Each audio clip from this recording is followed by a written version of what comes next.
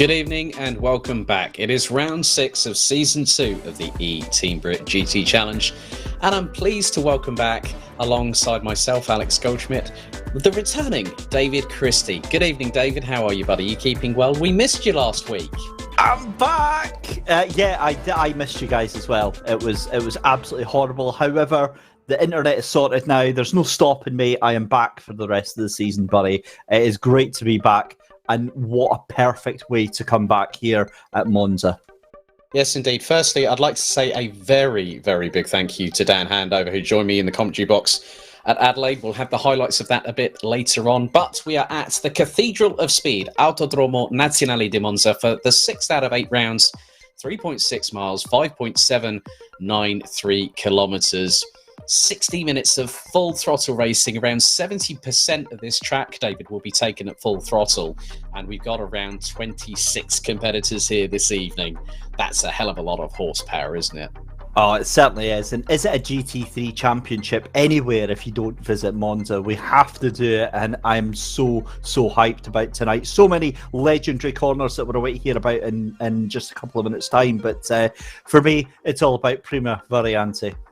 Indeed. Well, before we actually have a look at the highlights back from Adelaide, let's see if we can have a look at the standings coming into this round. And things are tightening up. Matt Richards now leads by 12 points ahead of Joonas Raivio. So it is a Rocket eSports 1-2 ahead of Zansho Simpsort's Jan van der Heyde, who was on Formula E Accelerate duty once again last night. Sidor Vai rounds out the top 4 ahead of Martin Buchan. Christian Kelly, the returning Bobby Trundy, who's back here for Monza, unfortunately without Team BRIT teammate Andy Tucker, who says that he's got a bit of a migraine at the moment, and also he's got problems with his sim rig. So Andy, we hope you get well soon, buddy, and hopefully we'll have you back for Imola in a couple of weeks. Heyde Abdelkader is there in 8th. The returning Louis Stewart is tied on points with the Dutchman as well. Scott Mitchell and Dan Blake tied on 19 points in 10th and 11th respectively.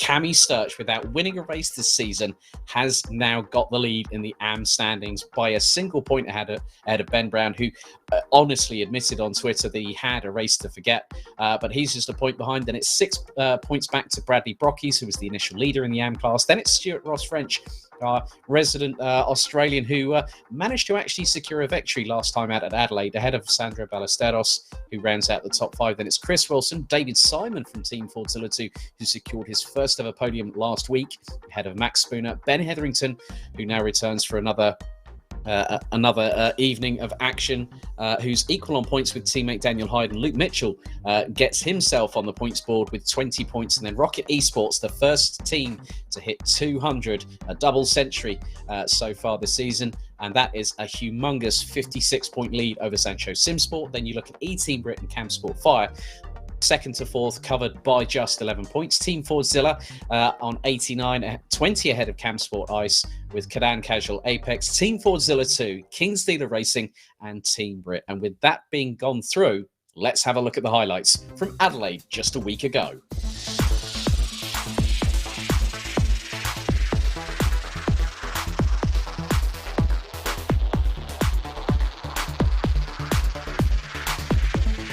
It is time to go racing here for the second half of the season. Round the final corner they come. Are we ready?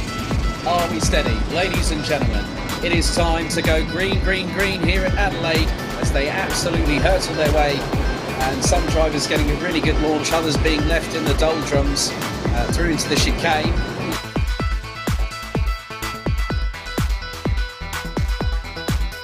Yeah, these guys are absolutely flying, and Matt Richards has capitalised on it. He did, I think he is pulling away just a little bit more, looking at the current gaps. You can just see now how really tricky this circuit is. It is a case of what you said earlier, Dan. Follow the leader.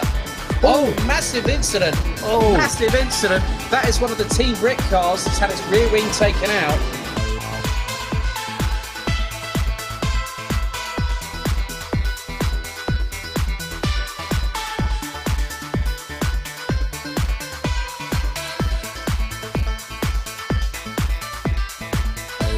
Oh, that was a big moment there. And moment for Jensen Button, and the system software from R-Factor 2 has given Jensen Button a penalty. Oh dear, it is a replay of, again, just clips the wall. It's pretty much, do you know what? I reckon that was a similar thing to what Andy Tucker did. And van der Heyde is not too far, and Jack Nichols, he's also lost a rear wing, so a third casualty.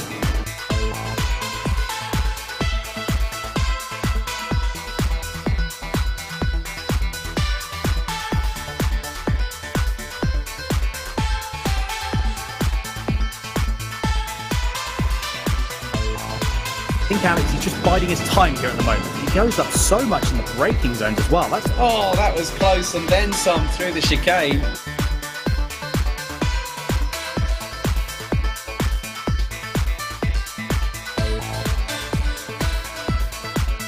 As he can, and that was just, almost looked like he lost the back end. 22 of Ed Straw, tagging the barrier, so Ed Straw, and he's also DNF. Sebastian Prio, I've just seen his DNF as well. So we have this has not become a race of interesting developments. This is a race of survival. It's become an attrition race right now.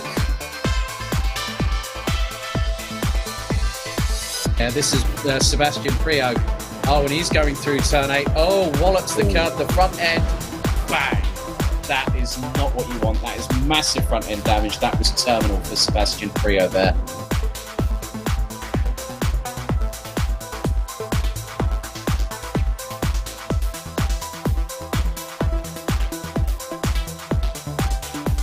The number, I'm trying to think, I couldn't see who that was. That was Dan Heyde, actually. So yeah, this is going ever so slightly wide going into the last corner, and again just cuts down in the path of, is that Alex Buncombe that he cuts in the path? No, Joonas Raivio.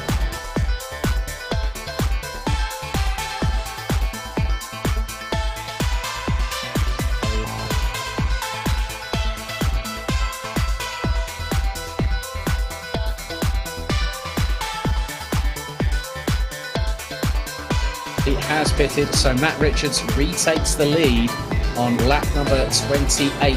I know this battle is going to get ever closer.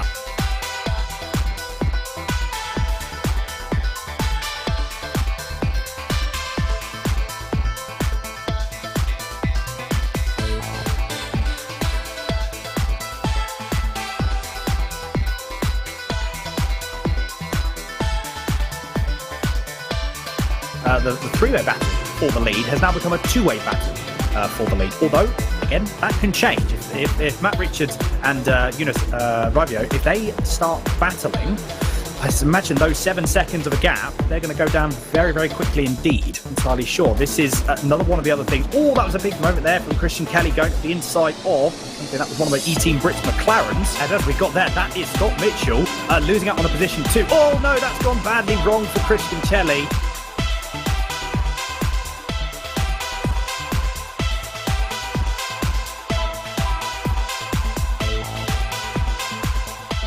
The defending champion, Rocket eSports, Matt Richards, comes out of the final corner, puts on the Tokyo Drift and takes the victory by literally absolutely nothing. Half a second ahead of Joonas Raivio, and it is a line astern formation on the slowdown lap. Jan van der Heyde completes the top 3.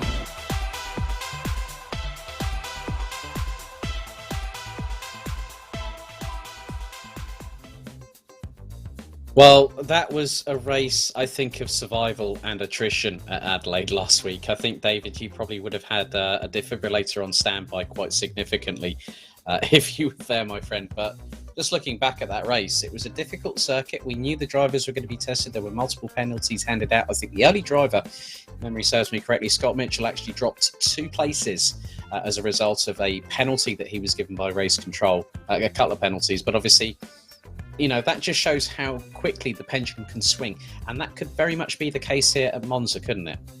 It certainly could. I think you pay me a little bit too much compliments there. I would have been absolutely screeching by the end of that race there. It was. I've got no idea how you and Dan managed to keep so calm during it. But yes and no. I think that here at Monza, it's a lot wider. There's a lot more runoff area than there is potentially at Adelaide. Adelaide, you're surrounded by those tight barriers and those concrete walls. So possibly going to see a little bit more chance for escape and a little bit chance for cooler heads to prevail tonight. But certainly, yeah, there's the potential for some hijinks and high drama. Yeah, so we've got 25, 26 cars here at this fantastic 3.6 mile, 5.8 kilometre circuit. David, just to give the folks at home a bit of an idea, we must say a good evening to our chat. So thank you very much to Amy Roberts for already getting involved. So saying glass of wine, pizza and eSports. What an evening. That's actually quite a good statement to make when you say there, David, even though we're behind the microphone in the virtual commentary box. I've already checked off 2 of those 3. I've had the pizza. We've got the eSports in front of us. You'll be glad to know I've not got a bottle of wine. I've got some fizzy juice, and I need my wits about me for the next hour and a bit. Yeah, but I think here at Monza, You know, this circuit has been in operation for nearly a century, opened back in September 1922. So a lot of history here. You know, it's seen the likes of quite a few drivers having won here over its pantheon of history. But just give the folks at home, where are the biggest overtaking opportunities, if they didn't know it already, that you can have here at Monza? Well, there's quite a few. Because the track is relatively straightforward and relatively simple, Prima Variante Turn 1 is going to be one of the biggest ones, outbraking, trying to dive up the inside. Then, potentially, you're going to have through into the Lesmos. And I think the final one is going to be Variante Ascari. Now, some people would say the Parabolica is a prime overtaking opportunity, but I think with these GT3 cars being so finely matched, I think that it's going to be very difficult. So it's going to be outbraking into the chicanes after a long straight of possibly dipping in tow and getting a little bit of extra speed from there. Well, ladies and gentlemen, without further ado, let's unveil the entry list for tonight here at Monza.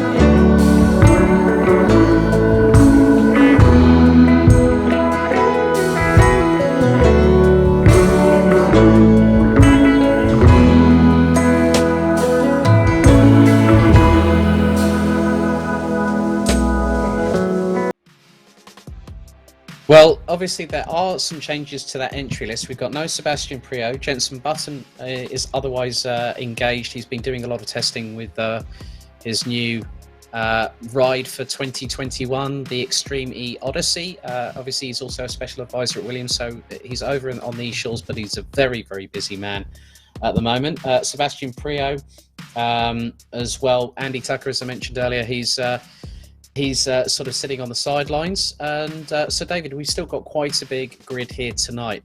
But just really, there's a couple of cars that really are piquing my interest at the moment, because we've seen the Corvettes have it all their own way for the majority of the season. But keep your eyes on Christian Kelly and Ben Brown and the two Mercedes. They're not that far off the pace. Yeah, they're really not. I mean, looking at the practice times they're thrown in just now, that's what about half a second off of pole. Now, we normally see Christian Kelly up there with his partner in crime Martin Buchan, but the last couple of races, I don't know if Martin's made some changes or Christian Kelly's just had a great run of pace, Alex. But Christian Kelly is now, consistently up in that top five almost every single race, and Ben Brown again in that fellow Mercedes. They are just looking so fast right now. Great to see that turn of pace, and it'll be interesting to see how that converts into race pace. And obviously here, it's one of the two main cruxes here, apart from mechanical sympathy and obviously making sure that you've got to leave space a lot of the time, especially when you're going through like Cova Grande, De La Roggia, the two Lesmos as well. You've also got to factor in tyre wear and also fuel consumption, because this is a very fuel-heavy circuit. 100%, and strategy is going to be so key tonight. I think we'll see some very, very clever tyre usage and some very clever fuel manipulation to try and hold off on getting into the pits as long as they possibly can, Alex. And don't be surprised if we see some big jumps and big gains made in pit lane tonight.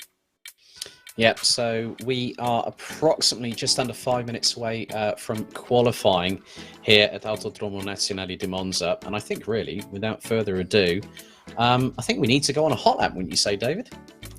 Why the heck not?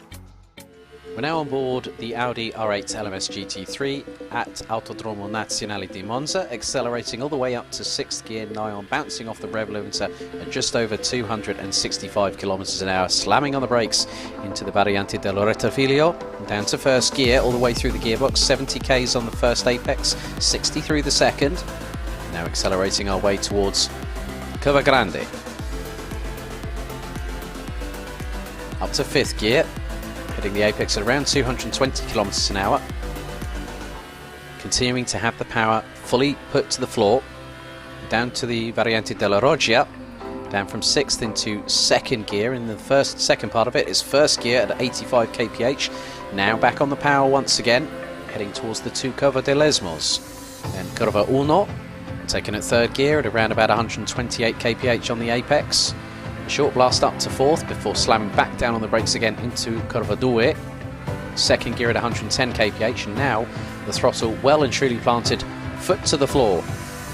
Now accelerating up to 5th gear, over 140 miles an hour, that's over 220 kph under the Allianz Bridge, heading into the Variante Ascari.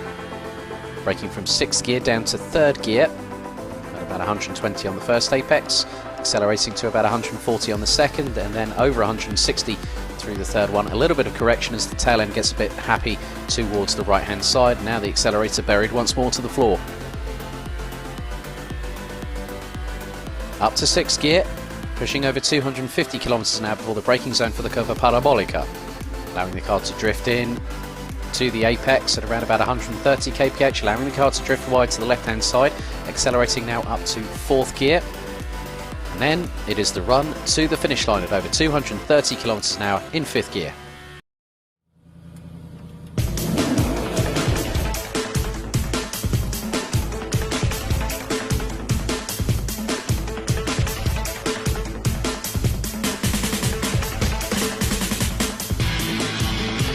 To allow us to be able to compete on a level playing field, we've had to use existing technology to create a set of hand controls that allow us to to race on a level playing field. So if you imagine you're going to chicane at 150 miles an hour, our disabled drivers have to go to go through the chicane at the same speed as the able-bodied driver. That means braking, steering, gear down, on the throttle, off the throttle, on the brake.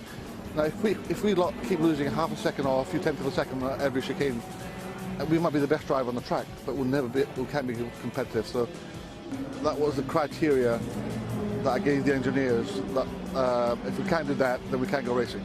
Al Locke he's the brains behind our team. He's our race engineer.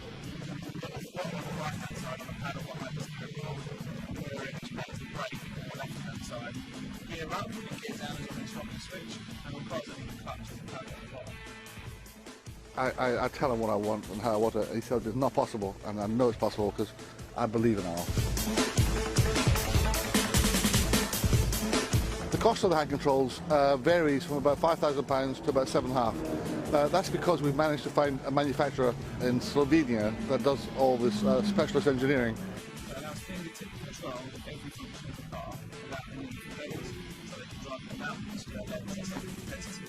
None of this would be possible without Al's British engineering. The main thing that inspires me to keep going with Team BRIT is the quest for constant improvement. You know, we've developed a set of hand controls, and we're not a team that's going to rest on their laurels. We're constantly pushing for better and faster developments.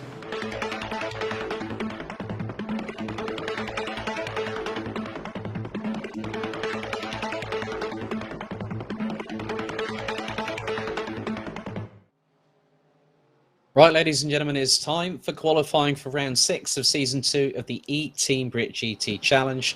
As the very first driver, our third place driver in the standings in Pro, Jan van der Heyde from Zansho Simpsort in the 96, is the first one to take to the track. Looks like a few other drivers starting to make their way onto the circuit, which includes Jack Nichols, Cammie Sturch, Dan Blake, Sandro Ballesteros, Ed Straw, and this is where the drivers really need to be on their A game for the next 29 and a bit minutes here, David, because it's all about precision here at Monza.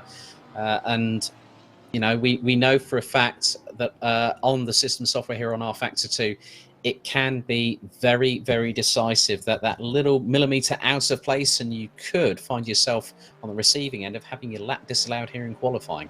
Yeah, strict is very much the order of the day here at Monza. Those track limits are rigorously enforced through qualifying here. And again, it's such a mental barrier. If you get your lap time deleted, it takes you out that flow because you've got to go right back round and get yourself onto another lap as well.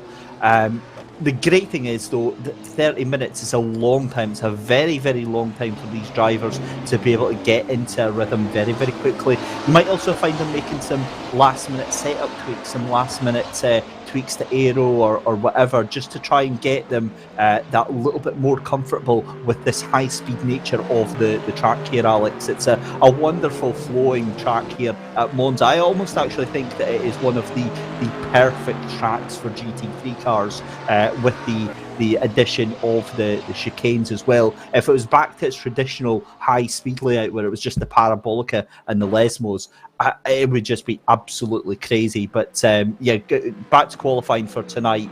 I think we'll see a tale of two halves. We'll see the first 15 minutes, we'll see some really fast times, and yet again, as nearly every other time, the last 15 minutes is when the real fun and games begin. Well, back in free practice, just before we went live with qualifying, the number 96 of Zansho Simpsort's Jan van der Heyde actually was fastest in the timesheets by just over a tenth of a second ahead of Joonas Raivio, with Matt Richards a further 0.2 of a second adrift. Alex Buncombe was in the top 4. They were covered by just over 0.4. Christian Kelly, Ben Brown, Bobby Trundley, Scott Mitchell, David Simon, the quickest of the cars. And you know, it's quite interesting that the Radical seems to have a little bit of an edge here, because it loves being in it. You know, we know that the Radical can be very quick around here at Monza, as Grant Lyman's already putting in his predictions. He's saying Ben Brown for the AM win and Matt Richards for the Pro class, and he says that Matt will pull something out of the bag, the hat he always does. Well, Grant, we'll wait and see on that one. That's a fairly good shout. I think he might be quite safe with that, as we see a car going off in the background. On to the point about the radicals, and what a time for that car to be coming into its own at a track like this, because Cammie Sturch has just been absolutely inspired in her recent form. Obviously, last time out at Adelaide was a little bit of a hit and miss, but since that first round, we're really struggling to get to grips with that radical. The progress that she's been making has been absolutely sensational. So keep an eye on her tonight, and that radical, I think, is going to be, like you said, definitely one to watch. Yeah, well, Jan van der Heyde goes quicker than he did in free practice by nearly a tenth of a second. A 1 minute 45.718. Scott Mitchell jumps up into third place, and along comes the defending champion, Rocket eSports Matt Richards, up into P2. Jack Nichols rounds out the top 6 as Martin Buchan in the number 35, one of the many privateer entries, now jumps up into P4 with a 1 minute 47.140. Sandro Ballesteros rounding out the 7 drivers that have so far completed a lap at this particular moment. Ben Brown about to complete a lap very shortly, as is Luke Mitchell. Luke Mitchell goes P6 with a 1 minute 48.042 in the 650S, whereas Buchan in the 720S GT3. As we've got just over 25 minutes of this session still to go. The top 10 covered by 3.7 seconds, and Martin Buchan up by nearly 3/10 in the first sector alone. That's a pretty good lap from the number 35 there, David. Yeah, certainly is, and that lays down the gauntlet. I've got to be honest, I'm a little bit surprised that Jan van der Heyde set in such a quick lap time already. I mean, he's very much thrown down the gauntlet, but what you would normally find is that a lot of the drivers will maybe sandbag a little bit. They'll maybe leave it until the final 20 minutes or so, get a gauge of where everyone else is, and then just bang in the fast laps. But I think Jan van der Heyde just wants to get on with it, and that is a blistering fast time, 1:45.718. I mean, Alex Buncombe second place is what's that, 4/10 of a second off of that one. But Matt Richards, I think, is going to be his closest threat right now. Well, Bobby Trundle rounds out the top 6 at the moment, just over a second off the pace. Alex Buncombe is 32 thousandths of a second quicker than the current points leader and the defending champion, Matt Richards. So the top 3 covered by just under half a second. There's Ben Brown, who's made up 4/10 in Sector 2 as he makes his way through the Ascari chicane in the Mercedes-AMG GT3. Now the very long straightaway around the back of the circuit towards Curva Parabolica. And this is where the Mercedes, with this naturally aspirated 6.3 litre V8, really shows its prowess. And you can definitely hear that in many respects that Mercedes will definitely have a good turn of pace in the latter stages of qualification as the track continues to evolve with 23.5 minutes remaining. Yeah, what a lap there from Matt Richards. Now he's starting to crank up the time there, 1:45.968, so 2/10 of a second. But Jan van der Heyde going faster still, and this is starting to get scary from Jan van der Heyde, because the pace that he's got right now, setting personal best at left, right, and centre. How much faster can these drivers go? Fairly large spread over the field. We've got about 4 seconds from 1st to 17th, but that will 100% come down quite dramatically over the next 15 minutes or so. And again, watching Alex Buncombe here, who does personal best in Sector 1, he was actually faster than Jan van der Heyde's Sector 1 there, so be very, very interested to see what Alex can do on Sector 2 and for the rest of this lap. So at the moment, the top 3, van der Heyde, Richards and Buncombe, separated by 0.37 of a second. There are drivers that have yet to set a competitive lap time. That includes our second place driver in the overall pro category, Joonas Raivio, yet to set a banker lap. Daniel Heyde hasn't done so. Brady Brockies, Ed Straw and Dan Blake all out on track at the moment. Max Spooner, thanks to one of the other guys from eTeam BRIT, James Hall, good evening, saying now that's a bit of a spin that Alex Buncombe didn't want there, that he was pushing the limits of adhesion. He said, "Hi Alex, where is Cheesecake Boy at?" There's another joke at Max Spooner's expense. He has admitted openly on a stream, I think, for a 24-hour race, that he likes cheesecake, so he doesn't just like cornettos, but he also likes cheesecake as well. But he's yet to set a competitive lap time. He's still in the pits at the moment. And now the top 22 which is being rounded out at the moment by Dan Blake, as Daniel Heyde has just gone through Sector 1 on a 36.655. But then, David, you look at the top 4 at the moment. It's Von der Heide from Richards, Buncombe, Sidovaya, and then Christian Kelly and Bobby Trundley are literally within 64 thousandths of each other. But then you look from Sidovaya back to Christian Kelly, that's 36 thousandths. That's the closest interval we've got between respective drivers. Between Ben Brown, Martin Buchan, and David Simon, who rounds out the top 10, they are covered by 87 thousandths between the trio of them. And that just really goes to show that it is going to be ultra competitive.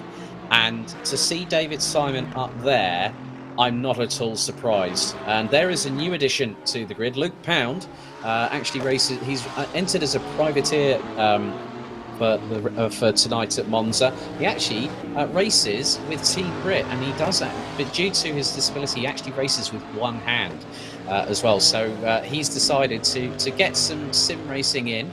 I know he's going to be competing in some other championships, but what a car to decide to come back in to sim racing with a venerable Aston Martin V8 Vantage GT3. Yeah, especially around a circuit like this where the raw horsepower and the grunt of that car will go down very, very well. It's great to see Luke Pounds taken to the circuit, and we're very, very privileged to have him in this championship. Louis Stewart here as well, and just watching the times that Louis is putting in as well. He's another driver that we saw in Season 1, and again, making big progress here in Season 2. Currently P14 at the moment, 2 seconds off your pole sitter, Jan van der Heijden. 147.796 he's been able to do just now.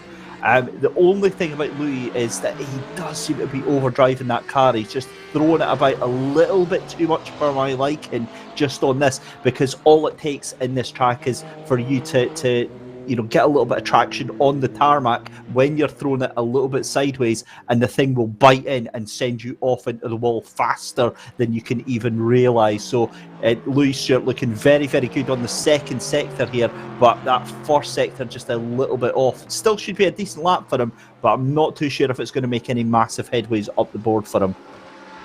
Well, it does, because it puts him ahead of Jack Nicholls at the moment by just over a tenth of a second. There's David Simon in the number 64 Team Fordzilla 2 Radical RXC GT3, powered by the V6 EcoBoost turbocharged engine.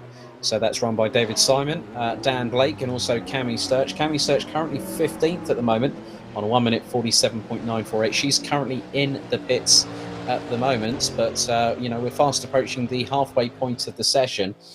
And looking at it this way, the driver that has set the least amount of competitive lap times, there's two of them, Ben Hetherington and Haytham Abdelkader in the 99 Simpsort eSports car from the Netherlands. He's had a bit of a consistent scoring run here in the eTeam BRIT GT Challenge. There's Scott Mitchell looking to hopefully extract the maximum out of that McLaren 650S GT3. Joonas Raivio has just put in a 36.3 on the first sector. He's going through sector 2 at the moment as we speak, as Scott Mitchell stays in 7th for the moment. And there is Matt Richards, who's still exactly 2.5 tenths of a second behind Jan van der Heijden. As you can just see how committed Richards is, and just trying to rotate that Corvette going through the Ascari chicane. And there's one of the Zansho cars just behind him. And you can now see. Now, David, in terms of the slipstream that you can pick up here at Monza, that could give you at least, a good 2 to 3 tenths if you absolutely nail the slipstream. But then you've also got the buffeting and the dirty air of being behind a car in front. And that could, in some ways, give a bit of aerodynamic instability on the straight line parts of this circuit. Absolutely. What you've also got to contend with is on these long straights, if you want to be taking a little bit of the dirty air from a car in front and get that little bit of a speed boost, it's kind of a poison chalice on qualifying, Alex, because it'll give you that little burst of speed to try and push up your lap time. But then you've got to decide, are you going to try and go and overtake them, or are you going to have to be at their mercy and hope that they can, just be on as fast a lap, if not faster than you were going to be, because at some point they are then going to end up hindering you on that lap. Well, I've got a bit of breaking news, David, with just over a minute and 3/4 to go. Jan van der Heyde has just put in the fastest sector of anybody in qualifying. He's dipped by 3/1000ths off of a 36.1 second first sector. Alex Buncombe is actually the driver that's fastest in Sector 3 with a 34.563 second third sector. Ben Brown has gone up past Scott Mitchell in qualifying. Up from 9th to 8th goes the number 22 from CAMSport Fire, just 1 point adrift from Cammie Sturch in the AM classification. As Heyde Abdelkader made up over nearly 6.5 tenths of a second in the first sector, but then lost an absolutely huge amount of time. That's over 1.9 seconds in sectors 2 and 3. Every driver apart from Max Spooner so far has yet to set a respective lap time. And at the minute, with just coming up to the halfway point, Jan van der Heyde still leading he's put in a 1:45.718. Matt Richards in second. There's Alex Buncombe in third place. And now Richards has gone even quicker. He's put in a 1:45.869. Buncombe's on the threshold of a sub 1:46. He's done a personal best in sectors 1 and 2, but I think he's not. You can see that on the second, he's now decided to abort that lap. Joonas Raivio is showing up in 4th position ahead of Christian Kelly, Ciro Vaya, Bobby Trundley, Ben Brown, Scott Mitchell, Martin Buchan, David Simon up into P11 ahead of Luke Mitchell and Jack Nichols. Louis Stewart and Stuart-Ross French round out the top 15 ahead of Heyde Abdelkader, Cammie Sturch, Daniel Heyde, Bradley Brockies, Chris Wilson, Luke Pound doing a stellar job on the number 66. He's currently 21st at the moment on a 1 minute 49.051. As Dan Blake is about to cross the line, he's currently in 25th. He goes P23, dropping both Ed Straw and Ben Hetherington to 24th and 25th respectively. Here is Joonas Raivio, and look, he's exactly a 10th of a second behind Alex Buncombe, so his best effort, a 1 minute 46.105. And we know that this hard charging Finn will stop at nothing, but you can just see that you try and push too hard, and what can happen is, just as he found out through the Variante della Roggia, that if you push too hard through that, and again through the first Lesmo, so that is going to lose him a bit more time, as now he's having to go past the he decided to try and go past the Cadan Casual Apex cars of both Heyde and Hetherington, but then I think has decided to bring it back into the pits. A very wise decision, because that lap was looking rather scruffy. It certainly was, and the tyre model, the tyre simulation, Alex, is so advanced in R Factor 2, the platform we're using tonight for the championship, that if you do make a mistake at that first Lesmo, your tyres are scrubbed. You're going to take at least 2 laps to get that grass, to get that gravel off of the tyres, because it does have a noticeable effect on the grip of the car and on the handling ability of the car and on your lap time ultimately. So, it's not just about trying to keep within track limits. It's, there you go. Bradley Brockies just said exactly what I was making a point of about 5 minutes ago there, about overdriving the car, and it will just snap away through underneath you in a heartbeat and send you flying into that wall. Thankfully, we don't have real life repair bills on this, because that would have been a very, very expensive one indeed. Yeah, all 26 drivers have now set a lap time, and that includes the number 63 Racing with Autism International entry of Max Spooner, who's just put in a 1 minute 59.397. So he's got at least a second and a half to find if he wants to get himself into the top 25, even though there are 26 drivers. Don't forget, live timing is available at eteambrit.liveracers.com to cheer on your favourite drivers, see how they're doing in their respective sector times. Christian Kelly, very, very lucky coming out of the second Lesmo, but decides to come back into the pits. Max Spooner going through, I think that is Variante della Roggia, into the 2 Lesmos. He's up already by just over 8.5 tenths of a second going into Lesmo 1. Very nice and controlled there from Max Spooner. And then you've got Stuart-Ross French just behind him in the numbers at 27. Now Stuart is currently sitting 4th in the AM Championship standings on 72 points. 6 behind Bradley Brockies. And at the moment, Stuart-Ross French is currently in P15. Bradley Brockies in P19. Bobby Trundy looking to move up from 7th position. But still at the moment, Jan van der Heyde's lap time has yet to be closed in on. And look at it this way, David. Jan van der Heyde has done the most amount of qualifying laps. He's done 13 so far. Yeah, and again, this is what I'm really not sure of, because I was expecting things to start closing down a little bit sooner. However, that was on the basis that we weren't going to have that absolutely storming lap so early on from Jan van der Heyde, because he has improved, a tiny bit on that time.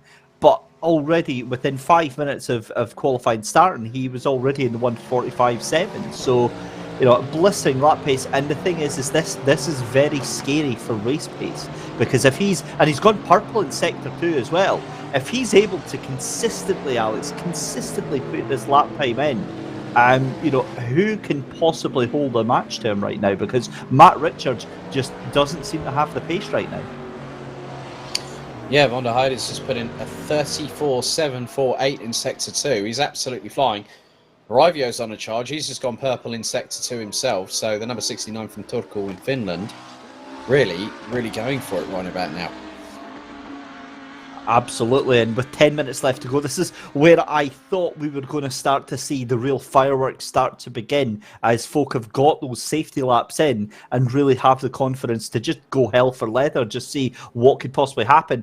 And I think that is going to be for sure a very, very curious case to see how that goes. Bobby Trundley, though, I mean, I do go on about him an awful lot, but I just love watching Bobby going round, because if any driver is possibly going to extract the maximum amount of pace from a car, it's going to be Bobby Trundley. He just gives it what we call it here in Scotland, the absolute yee-haws round the circuit. He will leave no bit of grass uncovered when he throws that car around, and it's just so exciting to watch him drive, because he really, really does push the cars to the absolute limit, Alex. Yeah, well, he finished P4 in Adelaide against what was a race of survival. It looks like Joonas Raivio has gone to provisional pole. 1 minute 45.694 from the Finn, and that is a quarter of a tenth of a second ahead of van der Heyde. Matt Richards running at the top 3. Buncombe and Kelly now complete the top 5, and Cyril Vaya is just effectively 20 hundredths off of Christian Kelly. The top 6, David, covered by just under 3/4 of a second. Wow. Okay, so I was saying who has got the pace to match Jan van der Heyde, and I think they're listening, because I think Joonas Raivio's listened to that, heard that, and thought, yep, I'm absolutely going to give it a go as well. But I mean, where has that come from? Because Raivio's done 10 laps, but we've only started to see him pop up to the top about now. So I wonder if he's just been pushing so hard on every single lap that he's just really not been in contention until now. And we know Raivio has got the pace. We know he's got the driving ability in the race itself. Oh my, this is now starting to get, rather it's starting to mean that I need to go and get the popcorn, Alex, because this is starting to be an absolute cracker. I can hear it popping away in the microwave from my general vicinity there, David. I'll share it with you. But look! Van der Heyde has just put in a 36.05. He's up by 0.2 in sector 1. You know what? Jan van der Heyde from Germany is absolutely flying. You know what the biggest thing is? We talked about this in the preview show last night, that he has only competed in 4 of the 5 events. We've got Autodromo Enzo Edino Ferrari at Imola in 2 weeks' time, then the season finale, the double points 2-hour race at Le Mans. Van der Heyde, he's up again. Look, he's up by nearly half a tenth. I think he now knows that he is more, well, he's shown early on in qualifying that he's more than capable of putting it on provisional pole. He's now coming through to see if he can come through and set the best lap time so far with just over 7 minutes to go. Van der Heyde crosses the line. It is a 1 minute 45.681 from the 96. That is incredible. And look, between him and Raivio, that is the closest gap between 2 drivers trying to battle for pole position in this season. Wow. I'm absolutely speechless by that. The fact that he was able, Alex, to turn that on on tap. I mean, that was sensational. But wait a minute, look at that. Matt Richards, fastest in Sector 1 by 0.2 of a second. Loses that gap in the second sector there. So he's still around about this time. If he can get a decent exit from the Curva Parabolica, this could be a very, very interesting time just now. He's 5/100ths of a second down on the fastest split so far. But that could easily get made back up. What's he going to do as he comes across the line just now? Hold the breath to see 1:45.6. Oh my goodness me! I said the last 15 minutes is where you're going to have the fireworks, and oh wow, this is starting to heat up quite nicely. Right, the top three in the pro standings are also the top three. Well, if you switch Raivio and von der Heyde around, where you've got the top three in the pro standings battling away, they are covered, ladies and gentlemen, by 42 thousandths of a second between first and third. That is absolutely ridiculous. Ben Brown looking very, very comfortable here in the number 22 Mercedes-AMG GT3. He's improved by, that is nearly 7/10 of a second on that lap in terms of his intervals. He's now coming through the Curva Parabolica roundabout now. He's got one of the King's racing cars just behind, but Ben Brown looking rather rapid in the Mercedes. He's now going to come towards the finish line. Where does he stand? Oh, he's just aborted that lap and he's just pitted. That was looking to be a pretty good lap, but then a lot of drivers now look. Martin Buchan is kicking up the dust from the AstroTurf coming out of the Parabolica. He's currently P10. Where does he factor in? He stays P10. That was a 1:47.077. That is just under a 10.5 slower than his best lap time so far. But Bobby Trundy up by 0.6 in his first sector alone. Trundy currently P7 and is just over 2.5 of a second behind Cedar Vire. But look at the interesting thing that's now developed here, David. Remember in Formula One, you'd always work with your teammate. Well, the two Rocket eSports cars are line astern. Raivio is ahead of Richards, and this could be where the two Corvettes really start bringing the fireworks to the party with just over 4 minutes remaining. Oh, this is going to be very, very interesting indeed. Bold strategy though, because I mean, getting the toe on the outside of the Parabolica there, it does leave a little bit to be desired because the pace is just so strong coming out of that corner. But here's Stuart-Ross French for the Red Shell Racing Team. 1:45.6 at the moment is the time he is trying to get to. Currently 0.4 of a second on this first sector. But oh my goodness me, Jan von der Heyde has went personal best in Sector 1, Alex. He's went fastest of all purple in Sector 2, and he's on the charge down towards Parabolica just now. So the number 96 from Zansho Simpsort will cross the line with just over 3 minutes to go. Can Germany's Jan von der Heyde go across the line? He puts it. Oh, he lost time in Sector 3. And he missed out.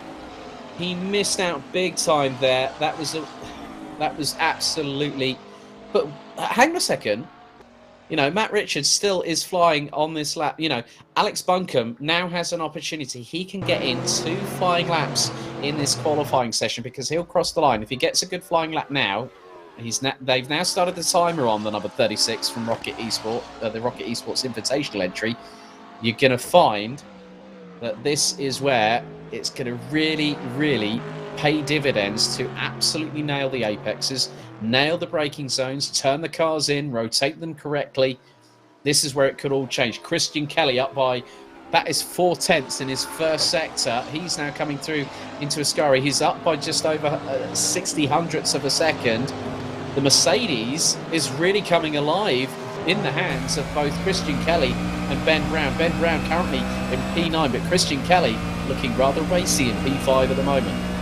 And it all comes down to these final 2 minutes. Christian Kelly, you know, look at that. What's that? 0.4 down on his on the fastest lap so far, but so close on that middle sector, as you were pointing out there, Alex. And You know, I still say that. Where has this pace come from Christian Kelly doing a 1:46.243 to make him fastest right now? Scott Mitchell also moving up to 8th place right now. Christian Kelly, as I said, we were used to seeing him, you know, maybe sort of 8th, 9th, 10th place fighting it out with his good fellow Scotsman.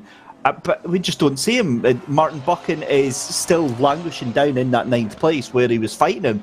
But Christian Kelly just seems to have this turn of pace right now. I mean, Christian Kelly's actually managed to get himself up to P4. He's actually beaten Sidovaya in qualifying, and that's by nearly 0.2 of a second. So that's where... And Alex Buncombe goes P3. He actually did personal best. He went purple in sectors 2 and 3. And he put in a 1:45.986. That puts the top 3 drivers. Now, obviously, the biggest thing is that Jan van der Heyde, he has dropped off the server. But I would imagine because we do have 26 cars on this server, we have seen that happen before in qualifying, where a car has disappeared off the server, which it looks to be trying to reset at the moment. Luke Mitchell goes up to what will effectively be 11th. Cammie Sturch has gone up to 12th place at the moment. So you can just see that some of the drivers really, really struggling for traction here at Monza, and this is where it's all going to pay dividends. Sidovaya up in, and he's gone a little bit quicker that time, and he got close to within 6/1000ths of Christian Kelly, as Scott Mitchell has a bit of a moment there coming through the Parabolica on the right-hand side. And the timer now is, look at that, Joonas Raivio. He's up by nearly 0.2 in Sector 2. Checkered is out for the session. This is going to be where it's really going to be interesting, but Richards has got it in the bag, I think, unless Jan van der Heyde has that opportunity to get another flying lap in. But Joonas Raivio at the flag, what's he going to put into the bag? A 1:45.578. He storms the provisional pole at the checkered. Wow. That was definitely worth waiting for, as Haytham Abdulkader crosses the line. Won't improve from 17th position. Bobby Trunley's done a personal best in Sector 1 and has just gone through Della Roggia. He's got the two Lesmos, the Ascari chicane, and then cover Parabolica to negotiate. He's still currently P7 at the moment, so some drivers still on their hot laps at the moment. So Trunley is out there, Sturch is out there, Ballesteros is about to complete his last flying lap. Max Spooner just going through the Curva Grande at the moment. But Trundley, let's see what his sector is looking like in Sector 2 as he goes into Ascari. He's lost a bit of time there, but it is a personal best for the Team Brit driver in the number 68 McLaren. So he just comes out of the Ascari chicane and has one more turn to negotiate before putting the hammer down out of the cover Parabolica.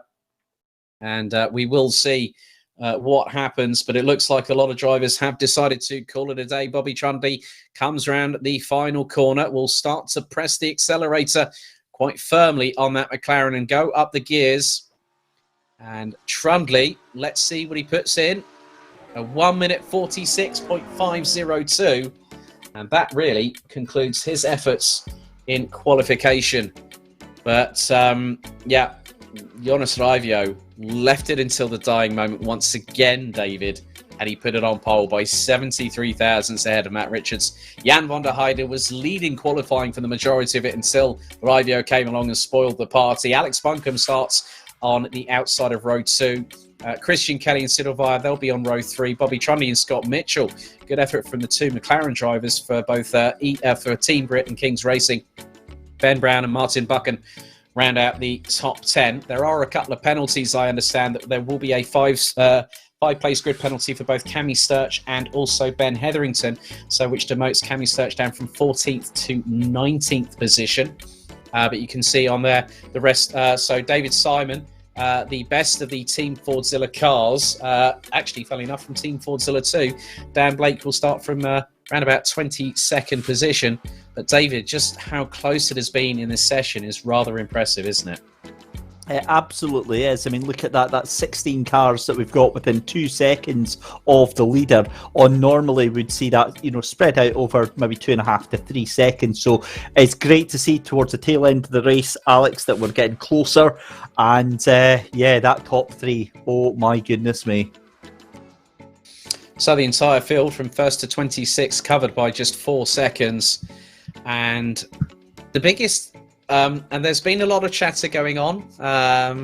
So effectively, people are talking about turn 1 already, the variante del retafilio. But we know that everyone's got to... We've seen it happen in Formula 1. We've seen it happen in sports cars. We don't know what... Well, we know what to expect. Is it going to be this? Is it going to be that same kind of conundrum that we're just going to have to wait for it to unfold, David? That is unfortunately exactly what's going to happen. We can sit here all we like and chat away about what we think is going to happen, Alex. But we're like everyone else at home is going to have to sit back, relax, and enjoy the next hour. Well, we're going to go to a brief commercial break before we go racing for round 6 here at Monza.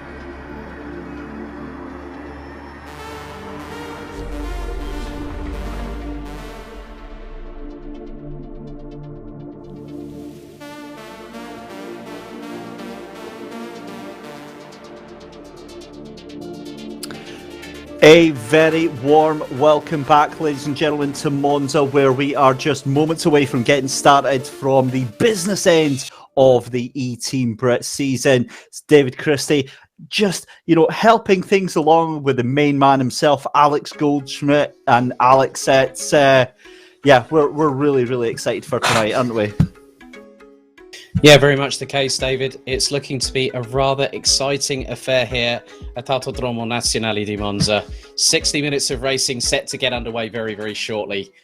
Wow, this if I thought that this was going to be a humdinger of a season, I think you like to nick this phrase, but I'm going to use it tonight. You ain't seen nothing yet.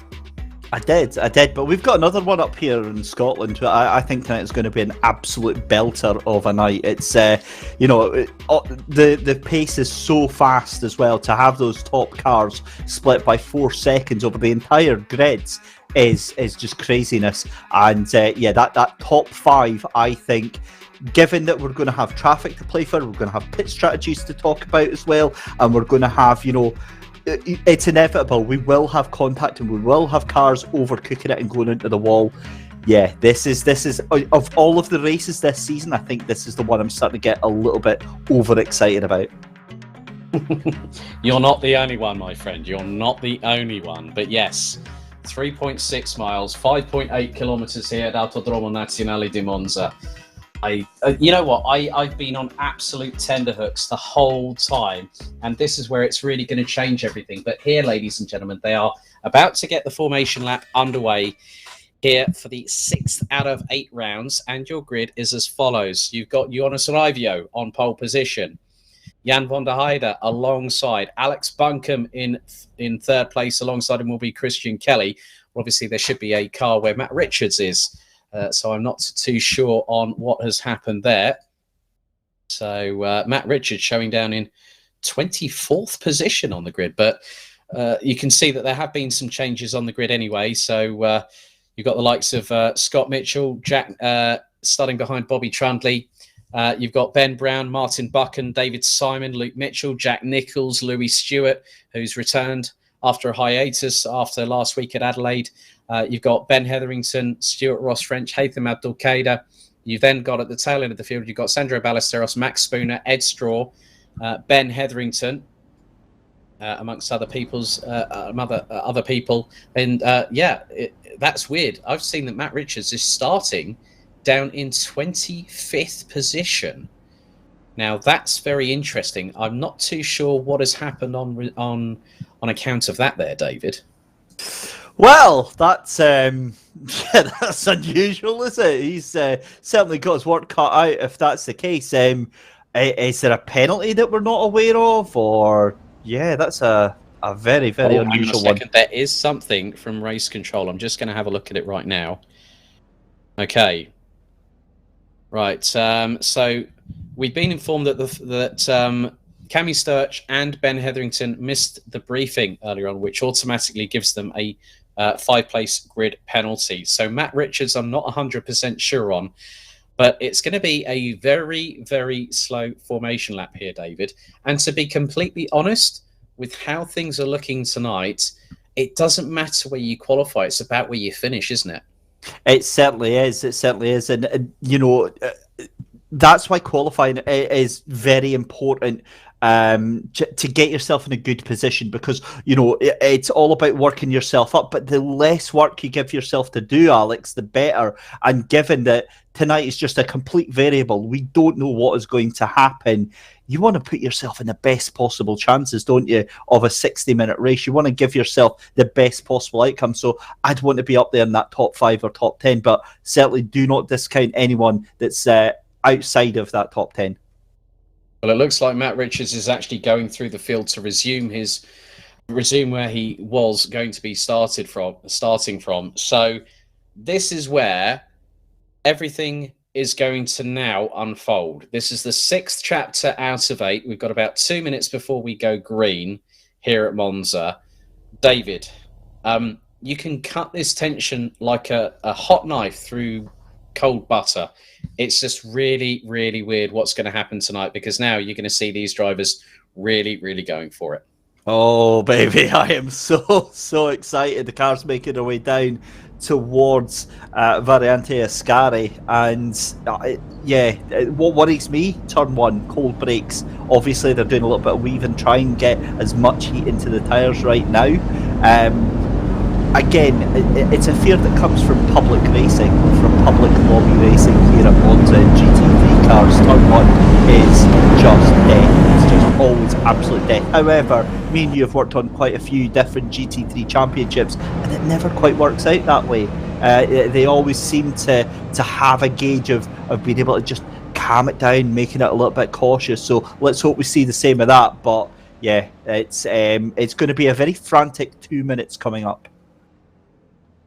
Yeah, so just under a minute to go. Looks like the drivers are now getting themselves settled. So it is going to be as follows. Raivio from Richards, Van der Heyde, Bunkum, Kelly, Via, Trundley, Mitchell, Brown, Simon, Martin Buchan, Luke Mitchell, Jack Nichols, Louis Stewart, Stuart-Ross French, Haytham Abdul-Qadir, Daniel Heyde, Bradley Brockies, Cammie Sturch, Chris Wilson, Luke Pound, Sandro Ballesteros, Max Spooner, Ed Straw, Dan Blake, Ben Hetherington.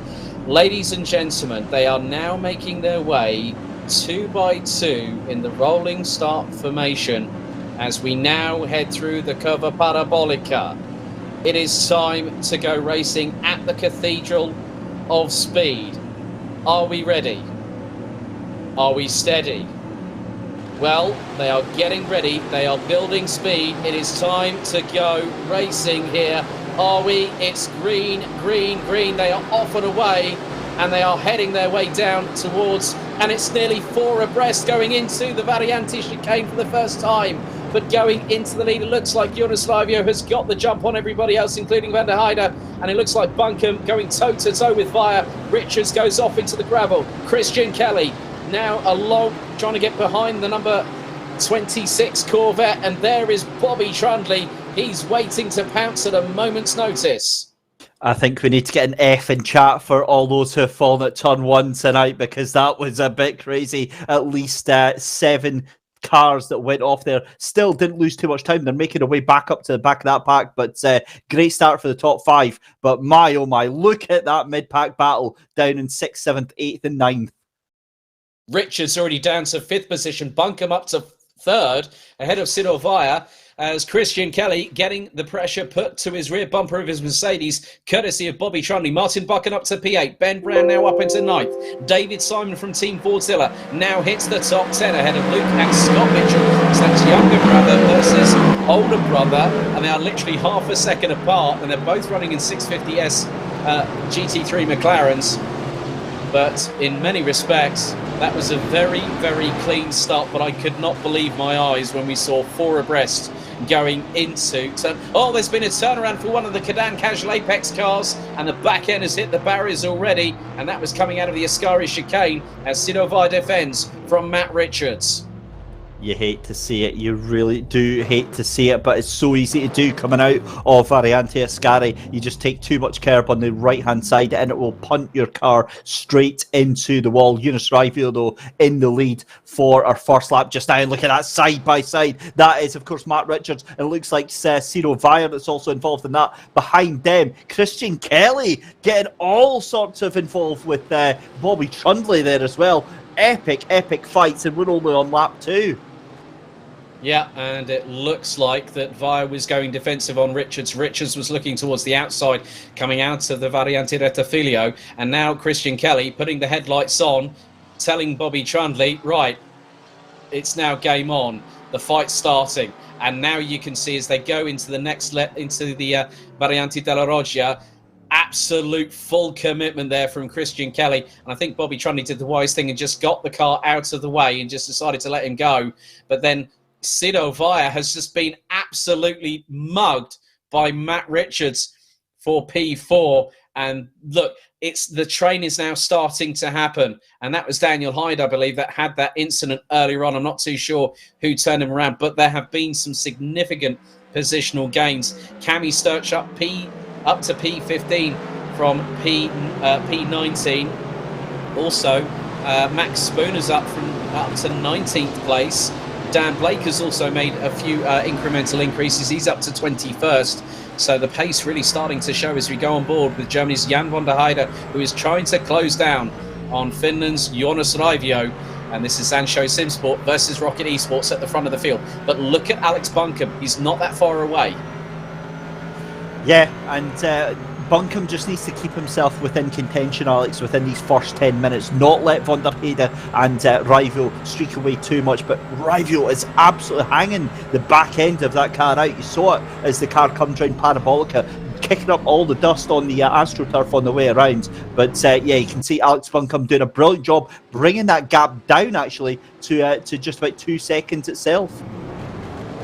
As we ride on board with the number 22 of CAMSport Fires, Ben Brown. Now, at the moment, he is currently leading the AM classification in this race, and this could mean that he would retake the lead after round 6. But keep your eyes out for the plucky number 64 of Team Fordzilla 2's David Simon and the Radical. He's not that far behind. He's about 6 or 7 tenths of a second adrift. And look at this train that's starting to unfold before our very eyes. Christian Kelly's got Bobby Trundley and Martin Bucket in hot pursuit. So that's a Mercedes against 2 McLarens. And then also Ben Brown is closing on their back bumpers rather rapidly. And David Simon, I don't think, is that far behind either. Yeah, Simon in that Team Fordzilla Radical doing a great job of keeping himself honest and keeping himself in that top 10. And I think big things to come from both him and from Cammie Sturch tonight. We'll keep an eye on that through the next 55 minutes. But these cars looking very planted right now, Alex. They're very stable and very smooth through these opening laps. That's exactly what you want. You want to try and keep as close as you can to that leading pack, but you don't want to overdrive the car and potentially ruin your tyres in the first 10 minutes. Well, at the moment, David, the top 25 of this field, they are covered by just over 30 seconds. Now, this is the moment where it was 4 abreast, and that was David Simon trying to keep out of the way. And now that is one of the King's Dealer racing cars. That is Jack Nichols, I think, that just had a little bit of unsighted contact there. And he's gone into the path of Haytham Abdelkader. And because of the fact he's gone backwards, then Stuart-Ross French, our winner from last time out at Adelaide, it's absolutely the field just literally had to take avoiding action. So that's probably why the likes of maybe Ben Hetherington maybe have got a bit caught up in there, as that's where the drivers are really they had to watch it into turn 1, and that's where things really did change. For sure, but there we go. Bobby Trundley still absolutely duking it out with Christian Kelly. In fact, Christian Kelly getting forced a little bit wide. And look at Martin Bucket. Oh, contact! Oh, wow! How did Bobby Trundley hold on to that one? Oh, that was fireworks, and we're not even 10 minutes into this race here. Martin Buchan is licking his chops right now, trying to get involved in this little battle. But Bobby Trundley, take a bow, son. That was epic car control there, Alex. Yeah, so it looks like good spot by Grant Lyman. Actually, he's watching the action. He said that it looks like Hetherington cut the chicane. That's probably why he's a lap down. I completely agree, because otherwise he would have gained by advantage. As now David Simon is trying to fight with Ben Brown, but he's got Scott Mitchell right behind him, then who's overtaken his younger brother. So it's King's Racing versus King's Dealer Racing, and you can see that the brothers are nearly side by side, as now David Simon trying to plant around the outside of Ben Brown through the cover parabolica. Will the Radical make it stick? He's done it. That's an incredible move before they've even made the exit. Brilliant job there by David Simon. He's really lighting up the tyres on that Radical. Wow.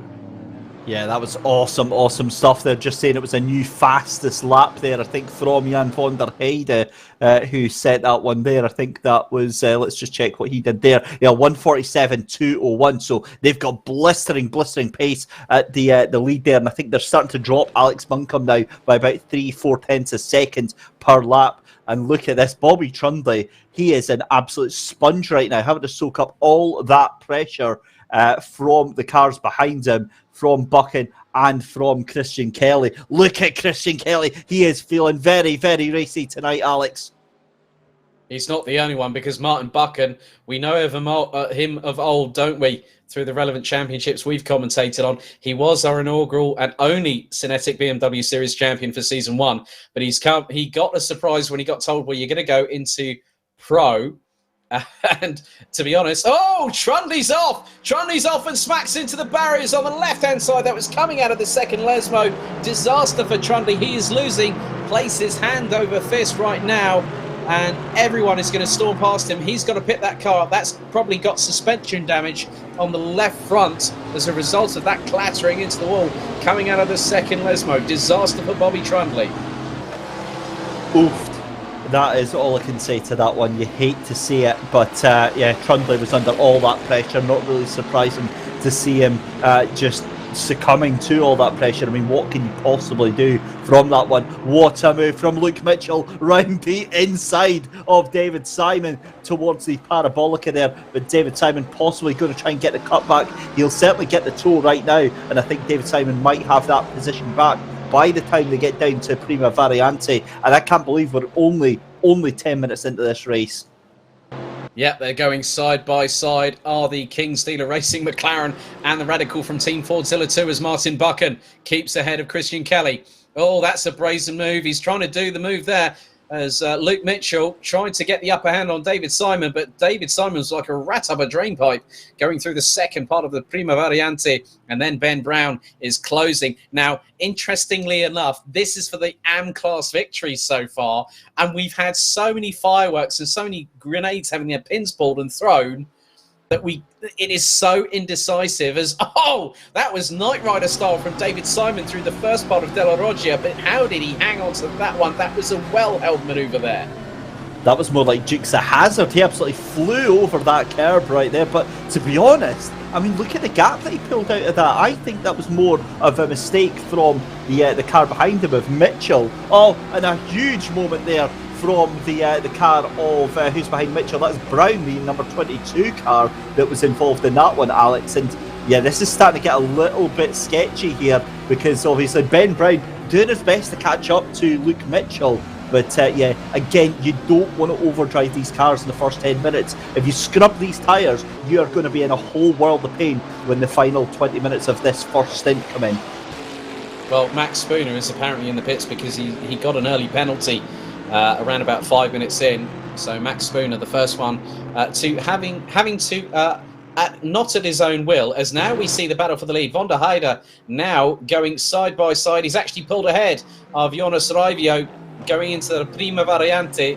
So and he puts the power down, boots the throttle, the back end spools up and nearly kicks it to the left hand side, but Van der Heyde caught it. And there is Cammie Sturch trying to go wheel to wheel with Bobby Trundley. Oh, they coming together! Oh, dramas for Sturch and Trundley. They both spin off the track. That is absolute. That was if anyone might remember Michael Schumacher versus Rubens Barrichello, that was what it could have happened like if it had both come to blows. That's disaster for Cammie Sturch after what has been a difficult race for her, starting 5 positions back due to a post-briefing penalty. And Bobby Trundley, I think that's the race done for, I think, the pair of them, our first possible 2 casualties of the evening. Oh, man, I'm just... uninformed commentator's opinion coming up right here. We obviously don't have any contact with race control here. That was just so poor. That was so unbelievably poor from Bobby Trundley there. There was absolutely no excuse in my eyes for that whatsoever. Deliberately forcing Cammie Sturch off onto the grass there. Bobby Trundley knows better than that. You cannot behave like that, and I would not be surprised to see him getting hauled over the absolute coals for that one. Very, very disappointing. And for me, it's really more disappointing, Alex, after I've spent a good 5-10 minutes praising him for how well he's been driving. Yeah, really, really disappointed. And I'm absolutely gutted for Cammie Sturch on that one. The thing is that obviously it's down to race control. I'm not going to take any opinion on that. The thing was that you try and go through a gap, especially if you might be off of track. Not too sure if there was a track limits violation there from Cammie Sturch. I'm not 100% sure. We're going to go to a replay now. You're going to see it from overhead. So you're now going to see her. Right. Okay. So effectively, you're now going to see they literally bump door panels. And effectively, I'm going to leave that one to race control. I can't really give an opinion on that because it's too close to call. It's going to be what both race directors decide at the end of the day. Down to them. Yeah, and that's what I'm saying. All I can offer is an uneducated opinion on that one. But wow, I just if that hadn't happened, we would have still had 2 extra cars in the race. So yeah, we'll see what happens with that one. Ben Hetherington though getting a penalty there, and back to your race lead now. Alex, what I want to comment on is Von der Heyde is now 1.5 seconds up. I mean, the pace that he's got over Joonas Raivio, where has that come from? Is Joonas Raivio, is he fuel saving? Is he possibly trying to protect his tyres? It just seems a little strange that now suddenly he's been able to bring out this gap.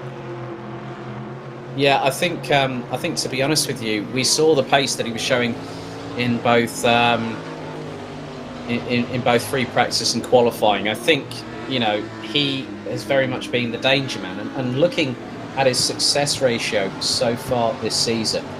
Okay, so second in the first race, didn't take part in race 2 at Interlagos, came back and took second place at round 3, then, you know, won at Bathurst, third at Adelaide. The guy's got a really, really good consistency rate, and I think really now Richards and Raivio need to watch their back. I've seen that Louis Stewart has got a penalty as well, but in all honesty now, it's really, really a case of how do Raivio and Richards respond. All three drivers know each other well. I think this championship is far from over. I don't think it's going to be decided at Imola. It's going to go to the Le Mans finale on March 5th. No doubt about it. Yeah, and what a way to set things up as well. And 45 minutes left to go in the race. It's certainly not over by a long shot on this. I think there's so many twists and turns that we're not aware of about to pan out over the next 3/4 of an hour. But Louis Stewart, look at this, 9th place. And yeah, he's doing his best to catch up to David Simon. And if I'm not mistaken, David Simon's actually in the lead of the AM class. Oh! Max Spooner has just gone spinning. Oh my goodness me! I really cannot believe. You know, it's a cornetto for Spooner again. He may as well just start buying shares in Walls Ice Cream. I mean, and we're in the land of gelato. Max, what are you doing? Really, he's spun. David Simon, who's leading the AM class, nearly came to an abrupt halt there, and Spooner's just waiting to rejoin. I really cannot believe this. Max Spooner's had some points finishes. He's had a penalty, and yeah, I mean, to be completely honest with you, David Simon, who's leading AM at the minute, he's got close to a 7-second lead on Ben Brown. Louis Stewart's in the pro class, so there is quite a lot. But there's also another dynamic coming in here now, because 1.3 seconds behind Ben Brown is Bradley Brockies in the number 105 eTeam BRIT car. So there's a lot of changes here. These championships are far from over as Louis Stewart goes into service penalty. Yeah, there's a lot to pan out, and Bradley Brockies has done a cracking job there, just keeping himself honest and just keeping on rattling in the times there, and I think he's got a really strong chance of getting well up in the top 10 there, as we see a car off to the inside of the track there. I think that might be a lapped car just making his way out of the harm's way there. But yeah, Bradley Brockies into P10 already. I think he could possibly get maybe 6th or 7th place here.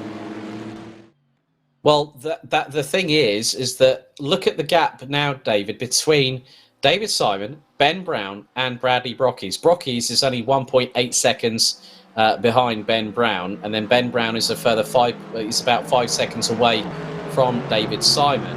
And you can just see that a lot of these drivers are really pushing. I can now see that Bobby Trundy and Cammie Sturch are now in respectively 13th and 17th position after that incident earlier on. But yeah, I think really there's so much to play for tonight. And you look at it this way, we had Richards winning last time out at Adelaide, Raivio took 2nd, and Van der Heyde took 3rd. Now it's the other way around. Van der Heyde is now in the lead, and this is where things get rather interesting. On the virtual championship standings, between those top 3, Richards would lose 4 points of his lead, as that I think was Ed Straw that might have gone off the circuit. He has become the first DNF of the evening, unfortunately, the 922 from King's Dealer Racing. Joonas Raivio would be on 114 points, then Jan van der Heyde would be on 106 going to Imola. That's how close it has been And that's what it looks like at the moment. That's what the picture paints, because for those wondering about the invitational entries, well, Alex Bunker would not score any points, but he would still hit, literally speaking, the podium here.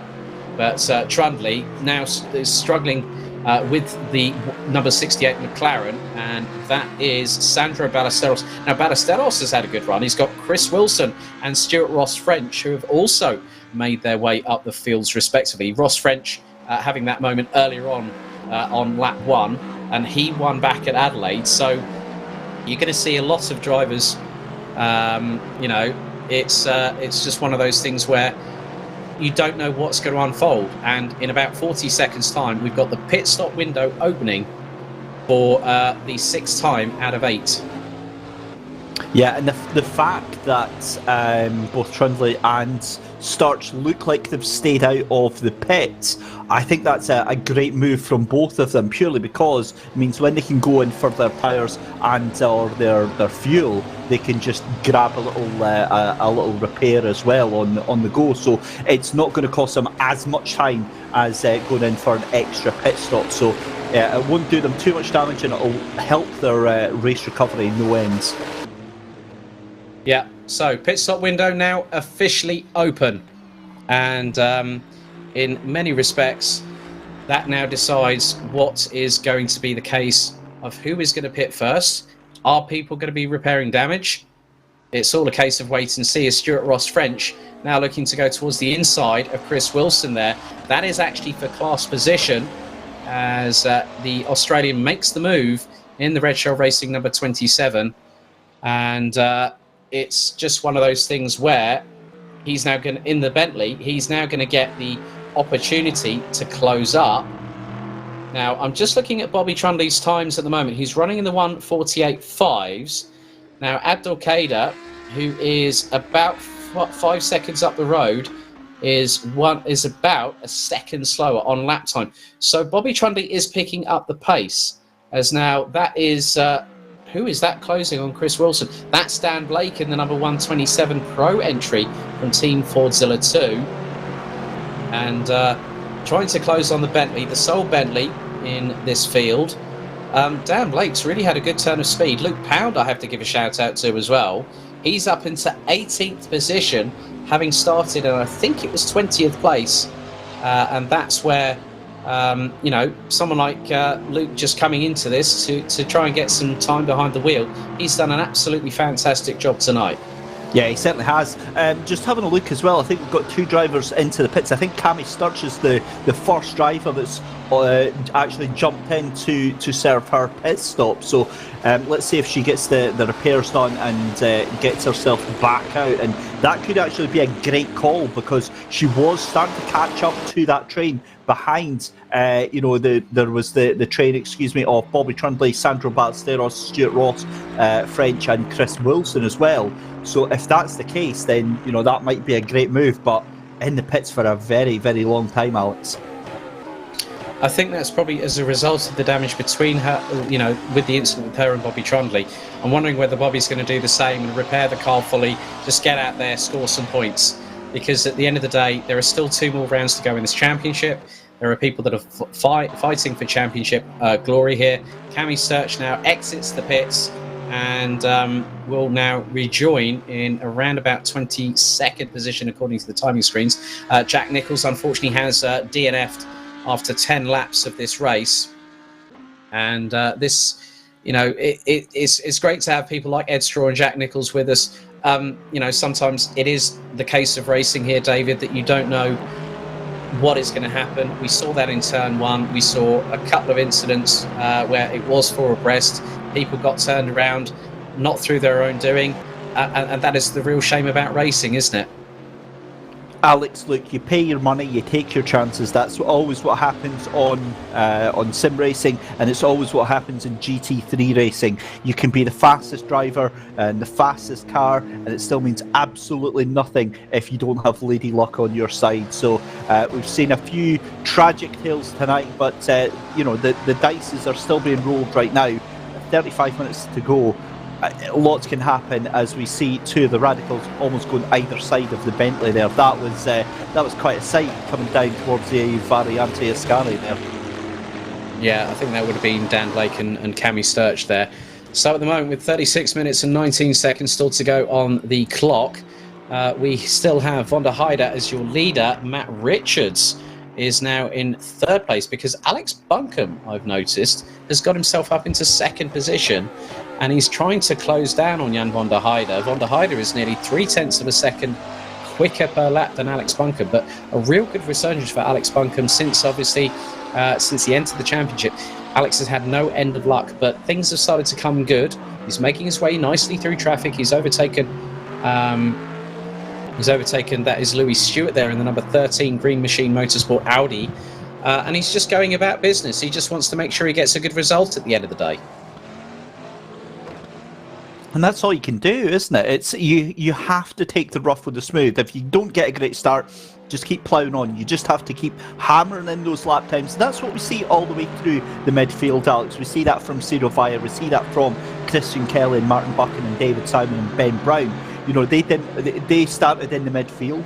They wanted to be up and taking advantage of that start, and they just have to keep cracking on with it. Same with Bobby Trundley there. He had that moment with Cammie Sturch, but he's still up in 12th place. He's still, you know, just trundling along, if you'll excuse the pun. But he's still within contention. He's still got the pace, and I don't think the damage on his car is as bad as it was on Cammie's car. So, yeah, I think Bobby's still in a good chance, but it's all about that persistence and just having that spirit to keep on going. Yeah, well, I've also seen that Joonas Raivio has pitted, so has Jan Von der Heyde and also Matt Richards. So now the story starts to unfold into the next chapter. We've got 34 minutes and 27 seconds still to go, just over 14 minutes and 25 seconds until the pit stop window closes. So that now promotes Alex Buncombe to the de facto leader position, 8.7 seconds ahead of Ciro Vaya in the number 26 from Zansho Simpsort, with Christian Kelly now up into third place ahead of Martin Buchan.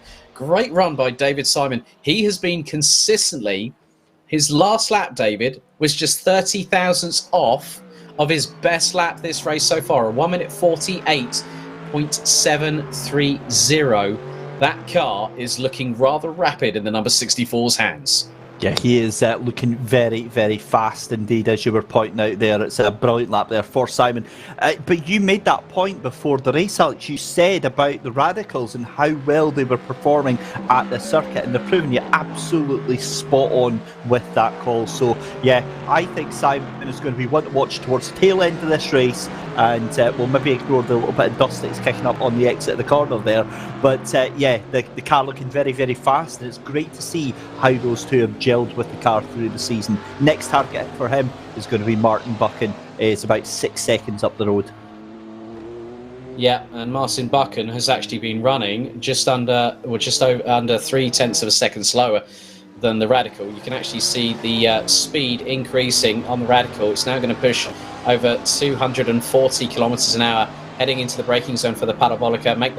That's over 260 kilometers an hour heading into the Parabolica before slamming on the brakes to around 130 kph. So that's nearly halving the speed. Ciro Vaya now goes into the pits on lap number 17 of this race. So David Simon, on pure merit, he's kept himself. Look at the speed increasing on that Radical, and that's without any assistance. Over 274 kilometers an hour before hitting the brakes hard into the Prima Variante. That car is well and truly planted, and just behind him, he's got the number 66 of Luke Pound.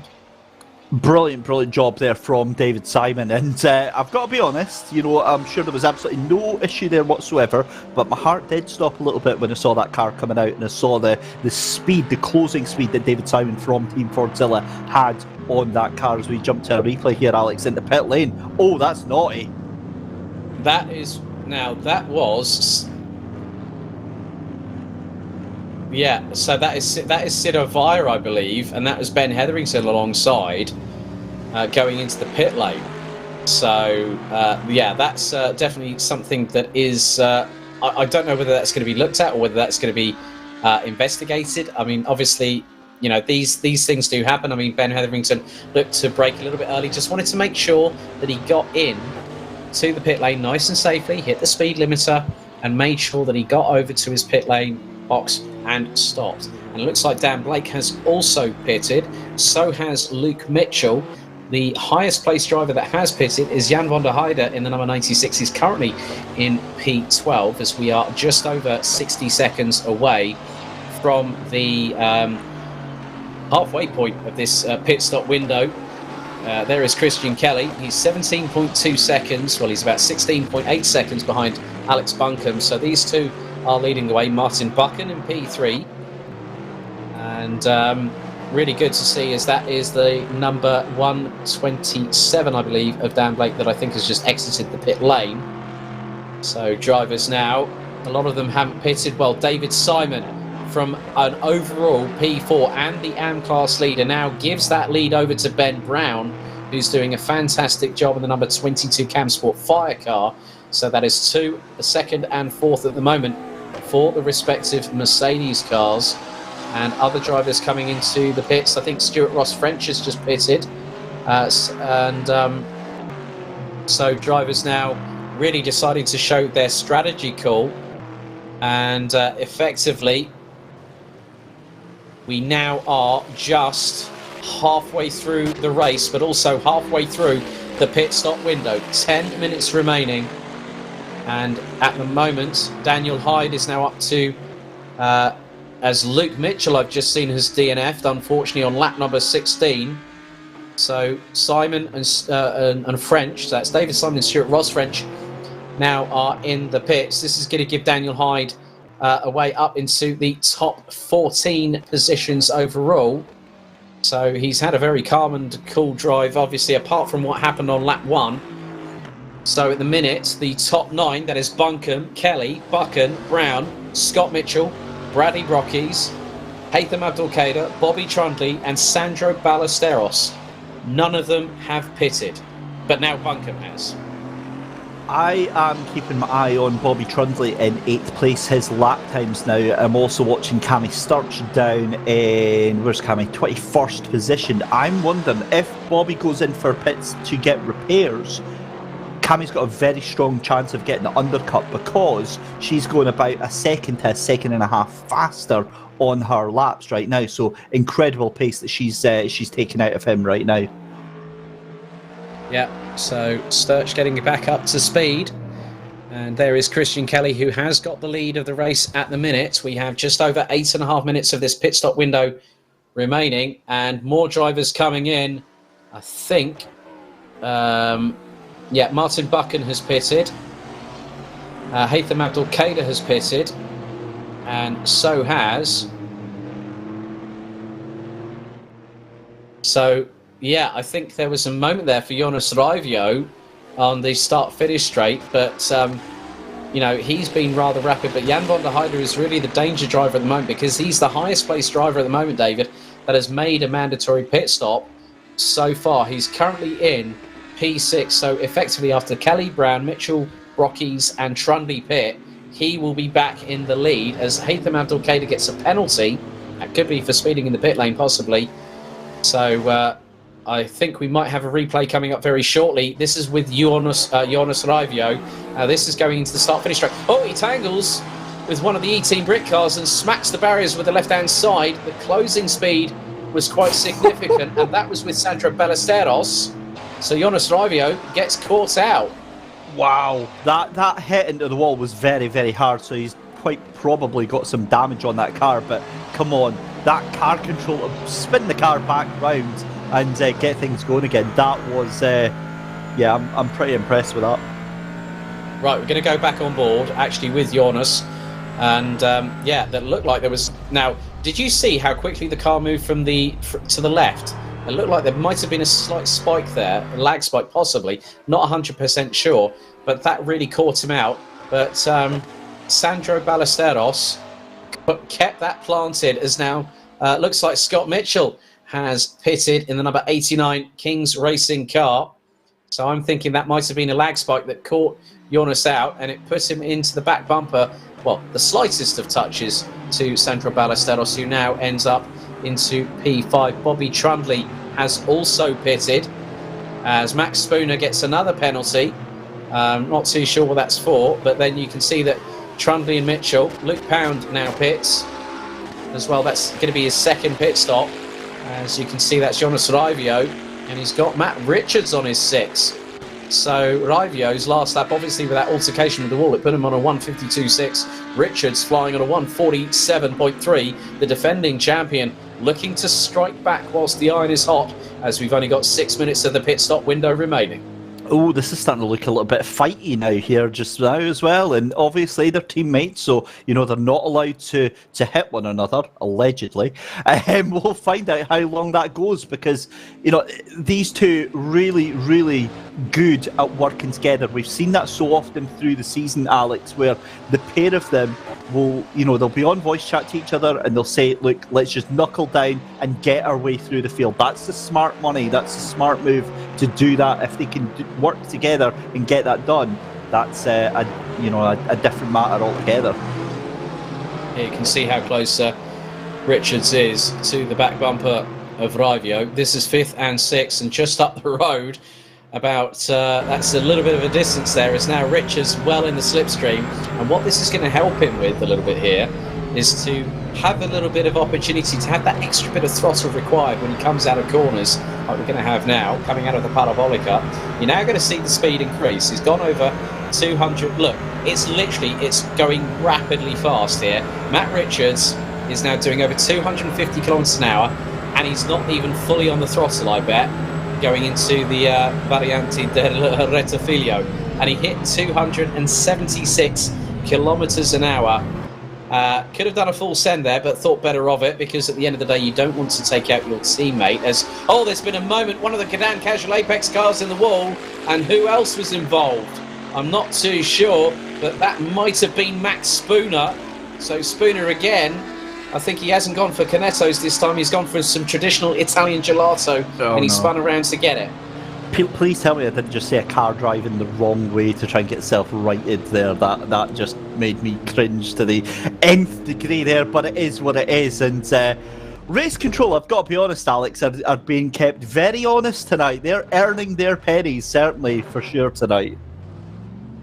Yeah, so there's David Simon. He's currently in 11th position. And that is Daniel Heyde. I mean, to be honest with you, Daniel Heyde's had an absolutely brilliant race this evening. He has come back from a turn 1 incident to now come back to where he is. And I'm just going to have a look now. This puts him 4th in the AM class, because Sandro Ballesteros has yet to pit. Christian Kelly, though, has pitted, and there's 3.5 minutes to go. Effectively until it all changes, and we're now going to have a replay here. Now, this is the incident that we were just talking about. Yeah, I think right, okay, now this is Ben Hetherington. He's going up the wrong way up the track. Stuart-Ross French,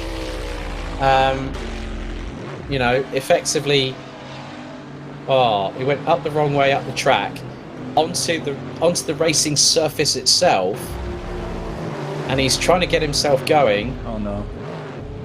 Right, okay, I mean, it's I think at the end of the day that will be looked at, I would imagine, but yeah, that's going to really change things in many respects, because that in any form of motorsport would not be looked on in the right way possible, to be completely honest with you there. But the good thing is the top 7 have now pitted. Sandro Ballesteros is the only one out of the top 10 that has yet to pit. Daniel Heyde, they've only got just over 2 minutes to do so, to get in.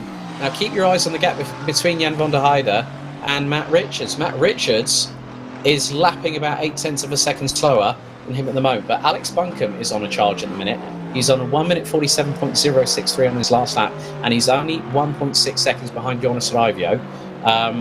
And it looks like Louis Stewart has pitted again. So the only 2 drivers that really need to get themselves into the bits rather rapido is Sandro Ballesteros, Daniel Heyde as well. We know that Bobby Trundley's pitted anyway. So this is where it could all change. For sure, and I think we're definitely going to see it all change over the next 20 minutes, Alex. It's, I I mean, let's take a breather here and think about what we've just seen in the past 39 minutes. It's been an incredible race. We said in the previous show, and we also said on the build-up to the race itself, that we were expecting fireworks, we were expecting high drama, we were expecting top quality action. I definitely don't think we've been disappointed so far, do you? Not at all. We're just 60 seconds away from the pit stop window being officially closed. And David, I'm just waiting. I think just waiting for some drivers. I don't know if they've all pitted, but we've still got 23 drivers still out on the circuit at the moment, haven't we? We certainly do. And I've got to be honest, I think, and again, I'll say this, I think we have had all the cars pit that we need to just now. They've certainly been leaving it quite close. We see Sandro Ballesteros immediately proving me wrong on that one. But yeah, the drivers I think have learned their lesson from last season, Alex. They're not leaving anything to chance now. We had a couple of drivers getting caught out time and time again, and thankfully I think that's improved over this season. Well, Joonas Raivio's got to watch his back bumper, because hot on his heels is the number 36 of Alex Buncombe in the Corvette, and he looks up the inside towards the scurry. I think just to give Joonas Raivio a bit of a sort of a wake-up call, as if to say, well, I'm right behind you. And Raivio has a massive moment coming out of a scurry, and Buncombe trying to go alongside. I think he has got past him. He has got past him, so Raivio's moment there through Ascari, really doing very, very well indeed. And if I'm completely honest here, David, the AM dynamic has really changed once again. Ben Brown still leads in AM ahead of David Simon, and Stuart-Ross French is doing an absolutely fantastic job. He was the other one that got caught out in that turn 1, lap 1 incident from Red Shell Racing. He's now up into 11th position, but more importantly, this puts him on the podium for the second race in succession in P3. Absolutely, and what a dynamic changer this is, potentially. We've obviously got those other races to go, including the double points round at Le Mans, but Alex, we get to state races like this, every single point counts, every single move has to be calculated and thought out, as we see Raivio having a big moment there as he's trying to get past Buncombe. And it's exactly moments like that, Alex. You need to think about what you're doing and just double check whether it's worth it.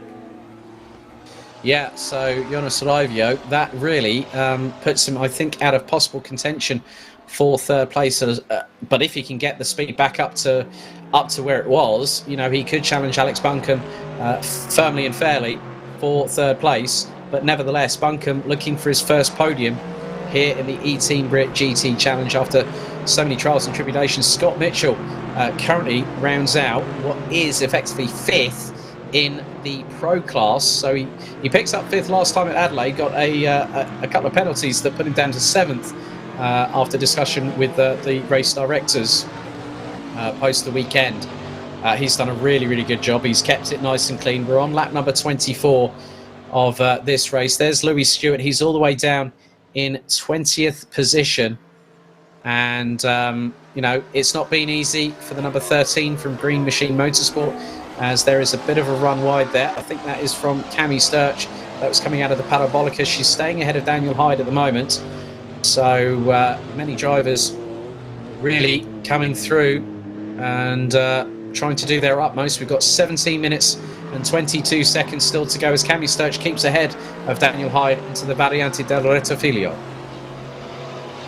Yeah, and we're now towards the business end of the race here, Alex. 17 minutes left to go, and this is where all the stories are way to come undone. This is where all the stories are going to be written. It's going to be a case of what could have been for Joonas Raivio. He was looking so good for that taking the top step or the second step, but now leaves it to Jan van der Heyde and Matt Richards to duke it out. Matt Richards really not able to make any inroads on Jan van der Heyde. That gap seems to increase ever so slightly now, up to just over 7 seconds. And this is going to be a very interesting 15 minutes, the final 15 minutes in the race, but I think the dust is starting to settle. Yeah, I completely agree, David, because at the end of it all, what we do have at the moment is the fact that Cammie Sturch has just lost a position or two positions, but also more crucially, a position in the AM class. Obviously, Grant Lyman and Sean King, who are watching, good evening, boys. Yes, there was also a timing glitch on the tower on the left-hand side for Adelaide as well, but we are looking at the timing on eTeamBRIT.liveraces.com, which is giving us our live timing as we speak. The temperature has actually dropped from qualifying. It was sunny in qualifying, 7 degrees Celsius. Now it's 5 degrees Celsius, and we've got literally not long left to go. The drivers keeping themselves planted, trying to keep themselves going. It has been a very, very long race, especially when you're doing over 265 kilometers an hour down the main straightaways. There's now Cammie Sturch in the tow of Louis Stewart heading into the Variante del Rettifilo, but however decides to back out of it, as there is Christian Kelly and Martin Buchan. That has now come back to haunt us once again. These two have been at each other's throats since the old Cinetic BMW series days. Grant Lyman says, "Where's?" And that was a Kelly just keeping ahead of Buchan at the moment. And for those wondering about where David Simon is at the moment, he's 4.5 seconds off of Ben Brown. So David Simon rounds out the top 10, but is currently second in the AM classification, with Stuart-Ross French a further 10 seconds adrift. And in many respects here, David, still to have 23 cars running after the 75% distance. So if anyone has a DNF now, they will still score points. Yeah, that's a mega result, and again, it just shows testament to the amount of practice and the amount of preparation that all these drivers put in now for this series. You see them, you can talk to any of these drivers day in, day out, and they're putting in hot laps, putting in race pace practice, and really, really trying to give it their all for these races. And that shows in the consistency and their ability to stay here up to this stage of the race and make their way around through all the drama that's happening, as we've got a very, very slow car making its way back to the pits, Alex. Was that one of the Corvettes from Cadan Casual Apex? Possibly there, I think. Not too sure who that was. But I've just, I've had a message from Andy Tucker, actually. Thank you very much, Andy, for this. Bobby Trundy's car is still majorly damaged, but look at the rate of knots he's closing in on Chris Wilson. Trundley is running in the 149.1s. Chris Wilson running in the 149.6s at the moment.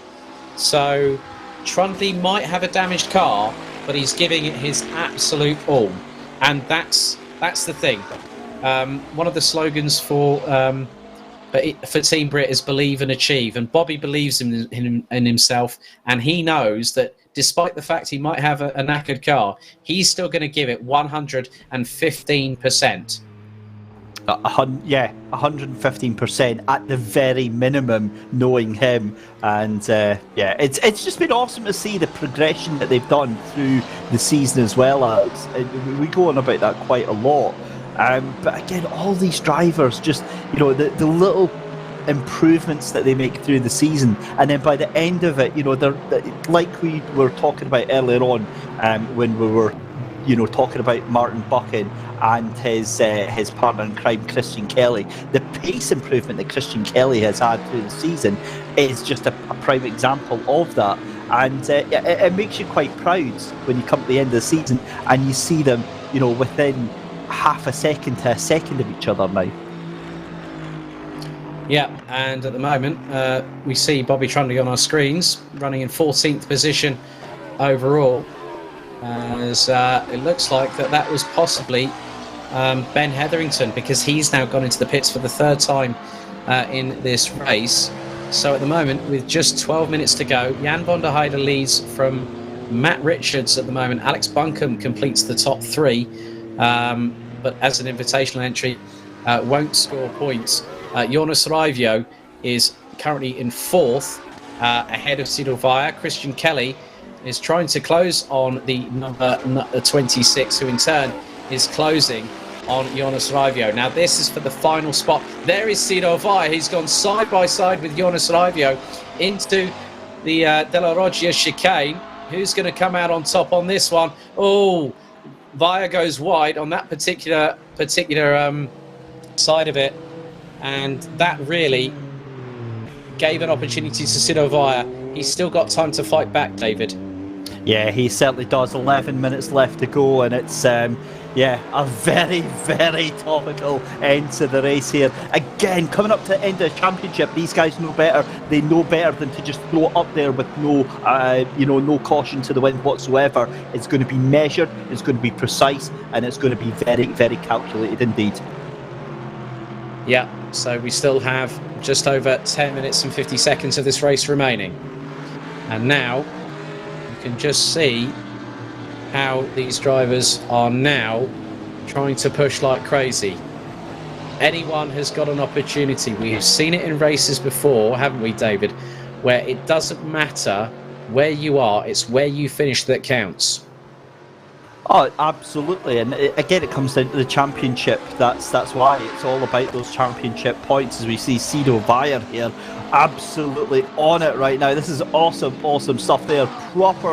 Properly duking it out right now alongside Alex Buncombe, and I think Sido Via might have that move done up the inside. Little bit of a wiggle of the tail there, and there we go. What a move. Back to Christian Kelly though, and side by side again. It seems like every single angle that we go to is just side by side action, and that was Christian Kelly just ahead of one of the radicals. Now that wasn't for position, so I'm going to presume that was Cammie Sturch that he was getting past there.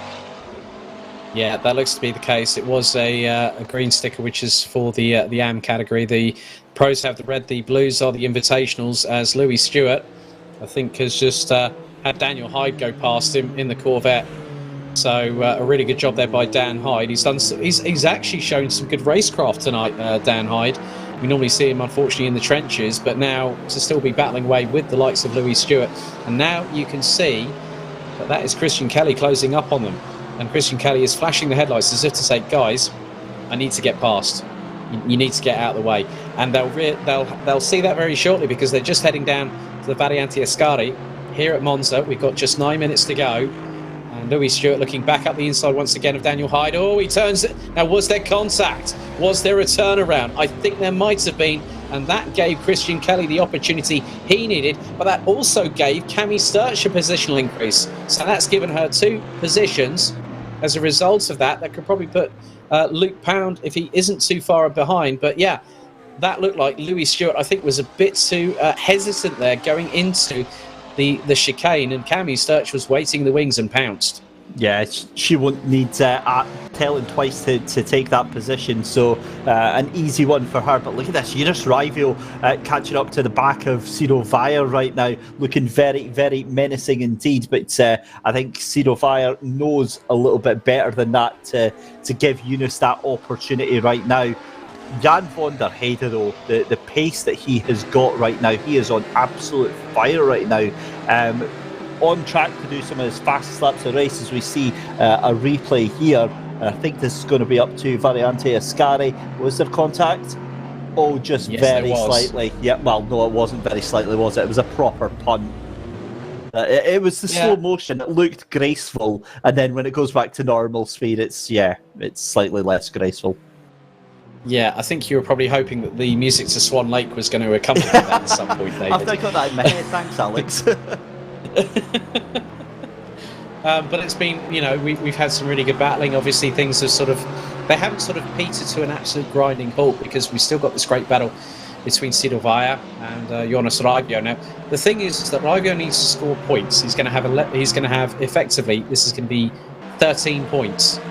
And that's going to really change quite a few things. So, at the moment, Matt Richards will provisionally lead here with 126 points.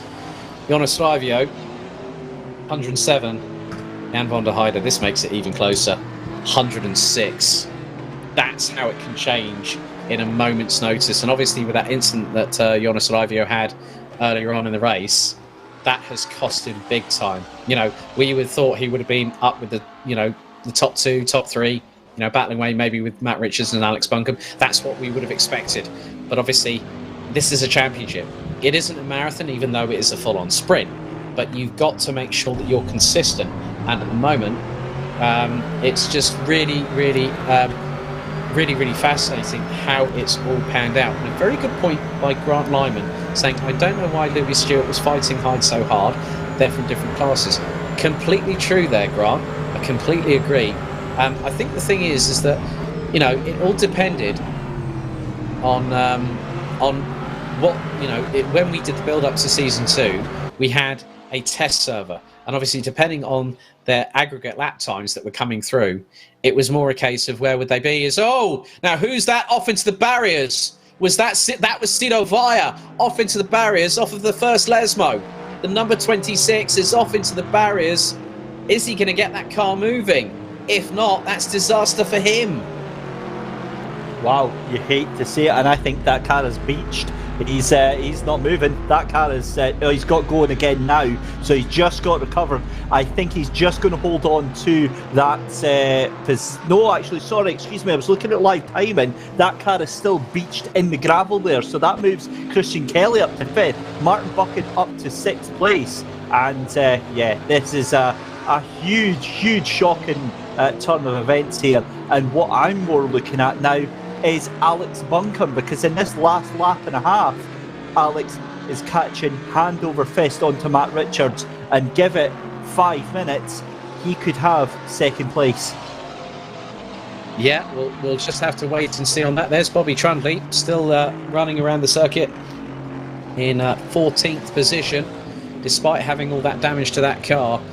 But Jan van der Heijden has a comfortable lead over Matt Richards to the tune of over 8 seconds at the moment.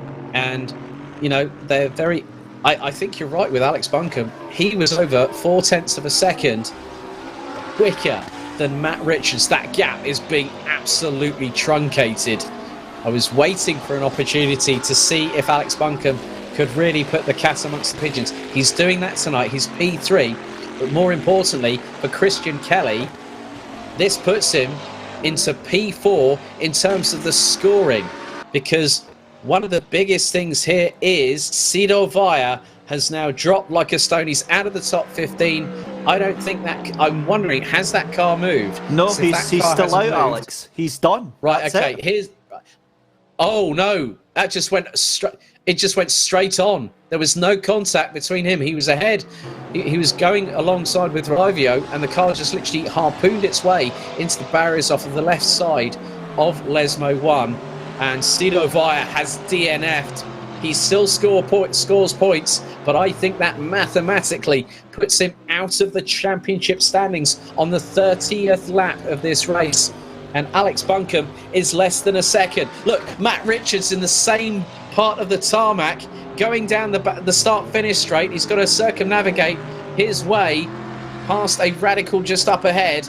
But now the chase is on. Alex Buncombe can smell the blood in the water because he sees Matt Richards ahead of him, and it looks like Cammie Sturch's race has gone to bad for worse for the number 5 from Team Fordzilla.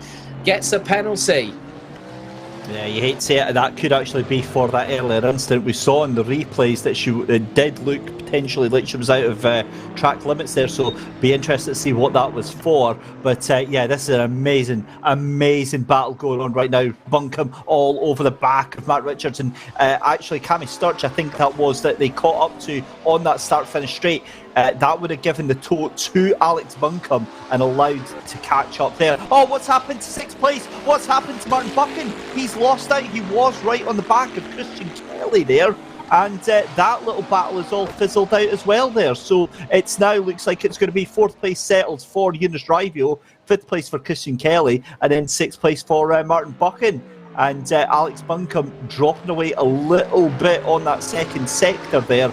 But it's looking like pretty safe right now, Alex, for Jan van der Heijden. Yeah, I think we're just going to a replay. Cammie Sturch going through the Ascari chicane. The car's gone spinning.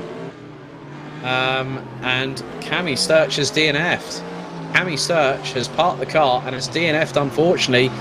So that puts her out of the... I think that's going to provisionally put her outside of the top 3 in the championship. But Alex Buncombe, yeah, so Martin Buchan, that's a drama for him. So Alex Buncombe closing on Matt Richards. There's just over a minute and a half of this race remaining. Buncombe is gunning for P2. It doesn't matter to Richards, because even if he finishes behind Buncombe, he still has 20 points to his credit. And the biggest thing now is that Joonas Raivio will end up having 16 points to his credit. And that means that the championship will still be covered. The top three will still be covered by 20 points, but Joonas Raivio will be within 16 of Matt Richards. And Richards now, as they've gone through, that is they've just gone through Curva Grande. They're going into the Variante della Roggia. Buncombe will wait and time the move to perfection.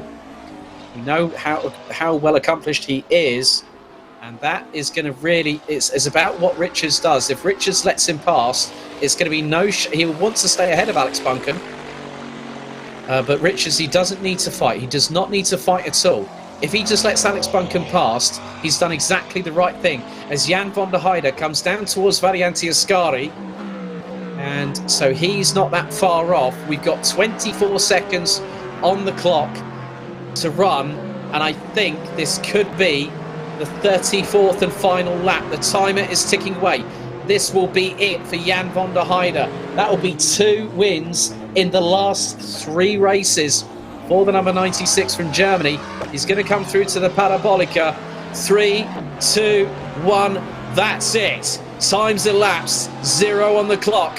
Jan van der Heyde in the 96 Zansho Simpsort Corvette comes across the line, and does he take the checkered? He does. 2 wins out of 3 over the last 3 rounds. Fantastic work for Jan van der Heyde. Matt Richards will come across the line and cement what is provisionally a 16-point lead in the standings after here at Monza. Well done to Alex Buncombe, his first finish, and what's more, it is a podium here at Monza. What has happened? Oh, sorry, Alex. I was just waiting to say on that final corner, Dan Blake in 15th place there, lost it twice in the space of 400 metres. Wow, that's a definite development there for Dan Blake. A real shame for him. Joonas Raivio takes 4th. Christian Kelly 5th. Martin Buchan finishes in 6th place. Scott Mitchell comes round the final corner. The sole King's Racing driver. He will come across the line. He takes 7th position. And it looks like that is... Well, Dan Heyde takes 16th overall. Ahead of Haytham Abdul-Qadir, who's finished. Max Spooner and Ben Hetherington will finish in 22nd and 23rd. But looking at what's happened here, Ben Brown takes the victory here at Monza in 8th overall, but takes the victory. It's a 2nd consecutive podium for David Simon in the number 64 for Team Fordzilla 2. And Stuart-Ross French, the Aussie, does it again. He gets on the podium one more time, and that is absolutely fantastic work. Chris Wilson takes 5th in the class behind Bradley Brockies from eTeam BRIT. Bobby Trundley takes 13th overall ahead of Sandro Ballesteros, Dan Blake, Daniel Heyde, Louis Stewart, Haytham Abdul-Qadir. Luke Pan takes 19th. Cammie, Sturch and Sidovaya finished on lap number 30, both DNF'd. But David, the championship by Jan van der Heyde has quite literally been blown clear wide open. There's a bit of a meme, isn't there, about blowing the bloody doors off, and I think that's exactly what has happened to the championship here tonight, Alex. It's yeah, that was a breathtaking round. It was everything that I think we could have wanted and so much more. Yes, we had a couple of incidents with drivers, in each other, but for the most of it, that is one of the cleanest races I think we've had here on eTeam BRIT, certainly for a little while anyway. And to have 19 cars finishing out of the 25 or so that we had on the grid. It's 21 drivers actually made it the full, pretty much as exactly. Best they So could that's what, 98%. That is an incredible performance from them. Yeah. So effectively, at the end of the day, it's been an interesting race. Jan van der Heyde has blown the title fight and pro wide open. It's all changed in Am once again. We have absolutely no idea what's happening in a couple of weeks' time at Autodromo Enzo Dino Ferrari, the second part of our double header here in Italy at Imola before the Circuit de la Sarthe at Le Mans for the season finale of Season 2 on the 5th of March. We'll be back in just a moment when I'll be going down to head to speak to some drivers.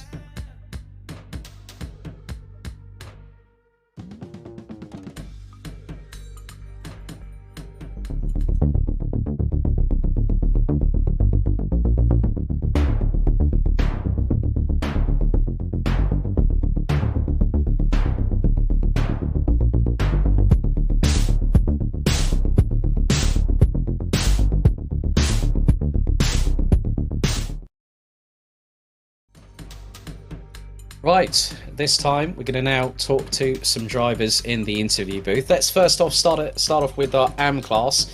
Let's bring in, first of all, our second place driver, the number 64 from Team Fordzilla 2, David Simon, a second consecutive podium on the trot here this evening. Let's see if we can bring David in.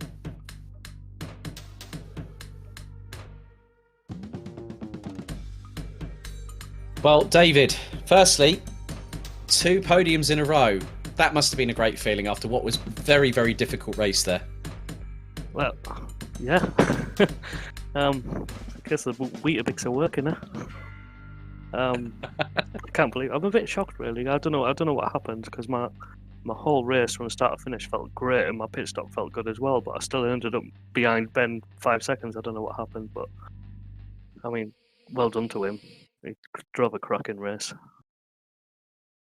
Yeah, I think the amount of hard work that you at the team, yourself and Cammie, obviously it was a bit of a disappointment for Cammie this evening, but granted the amount of speed that we saw in that Radical was quite literally explosive, and it really kept you in contention for the overall victory. You know, you were leading going into the pit stop. Ben Brown and Stuart-Ross French were, very, very competitive as well. It just shows that the plucky little Radical has got some prowess after all, hasn't it?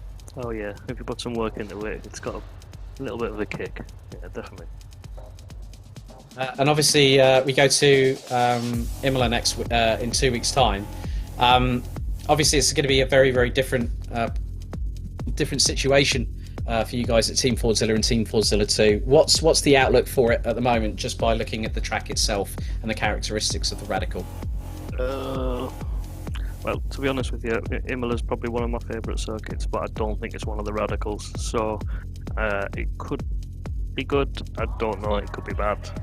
But we're going to work on a setup anyway and make sure that we get it nailed down as best we can. Well, David, congratulations. A second successive podium. This time is the runner-up spot. Maybe we see you on the winner's step of the rostrum before the season is out. Well done tonight. Thank you very much. So a big thank you to David Simon from Team Fordzilla 2 there. Let's bring in Stuart-Ross French from Red Shell Racing. And he's got something to be excited about. I think we're going to hear about that now. Stuart, congratulations. Well done, mate. A second podium in a row. 2 victories this season, one at Adelaide and now third at Monza after a very difficult turn 1, lap 1 incident. But you came back fighting and you got P3. Well done. I'm speechless. I don't know what to say. That lap 1, that turn 1. I mean, I thought I'd missed it, but obviously not. So it was a bit disappointing to go from 16th back to last. But hey, that's racing. Yeah, I couldn't believe it. I was constantly looking throughout the race, like where's Ben, where's Cammie? I mean, unfortunately for Cammie, I'm not sure what happened to her. But that's really unfortunate. But well done to Ben and to David though. Yeah, definitely, they deserve it. Obviously, we go to Imola, another fast-paced. You've got now a new nickname, mate, Captain Kangaroo. Obviously, Skippy on the barge balls on the left-hand side by the front wheels on that car have definitely brought you a bit of luck. You know, you've had 2 wins this year. You've now got a 3rd, and you've also got a 4th place finish. Obviously, a DNF at Bathurst, but you know, to come back fighting, you're still in the championship hunt. This must give you a hell of a lot of motivation, ready for Imola in 2 weeks. I mean, that Ben's won, and you know, me and David 2nd and 3rd. Yeah, I just want to see how close this championship is now. I mean, it was only 13 points or something between us going into this race. It must be only a couple of points now. I've yet to mathematically work that out, Stuart, to be honest with you. But yeah, I mean, well done tonight. Congratulations, fantastic job. Cheers, thank you guys. Cheers. So there we go, Red Shell Racing's Stuart-Ross French. Let's bring in our AM class winner. This is his third victory this season. Let's bring in CAMSport Fire's Ben Brown. Well, Ben, 3 wins out of 6 so far. Congratulations are in order. That Mercedes was flying around the track, wasn't it? Yeah, it was good. You might have noticed if you've been seeing the practice serve, I think this week I did something in the region of like 150, 160 laps or something to just make sure I was really comfortable. It was definitely not easy. Took some damage at the start. There was cars all over the show. You probably saw it on the broadcast. Unfortunately, got caught up in one of those again. So, but apart from that, the car was a bit drifty. But just tried to drive it sensible. Really look after the tyres a bit because the car was slightly down on top end. So I think if someone had caught me up, they'd have had a fairly easy time getting past. But apart from that, yeah, it was just really happy. Really happy with that. The practice paid off, and so the changing car conditions with the extra damage, or I could just kind of work around it really, rather than it totally throwing me off. So yeah, really happy. And obviously now the focus, the championship isn't over yet. I don't think by a long shot for anybody this season. You've been in the thick of it from pretty much the very beginning. Obviously, the race at Adelaide was one to forget. Let's be completely honest. You were quite angry about that on social media. But to come back with a victory now at Monza, a car and track combination that really suited you guys at CAMSport Fire. What are the thoughts ahead of Imola in a couple of weeks? There's a lot more it's more comparable to tracks we've struggled at. So as you've probably seen by me and Christian's pace today, the Mercedes seems to suit about 2 tracks on the calendar, being this one and Le Mans. So I think we'll be back into where we normally kind of at for Imola. There's a lot of kind of medium speed to fast corners, which we usually struggle with. So we've got 2 weeks now. At least we've got 2 weeks this time rather than a week. So we've got a bit more time to try and come up with the setup and just put the laps in again. I think that's the main thing that helped this week, was just plugging away every night this week was practice. So, yeah. Well done, Ben. Congratulations on your third victory of the season. Thank you. And we'll see you in a couple of weeks. Cheers, Alex. Okay, big thank you to CAMSport Fire's Ben Brown, our provisional AM class winner here at Monza. But now we're going to go to the top 3 overall, the podium.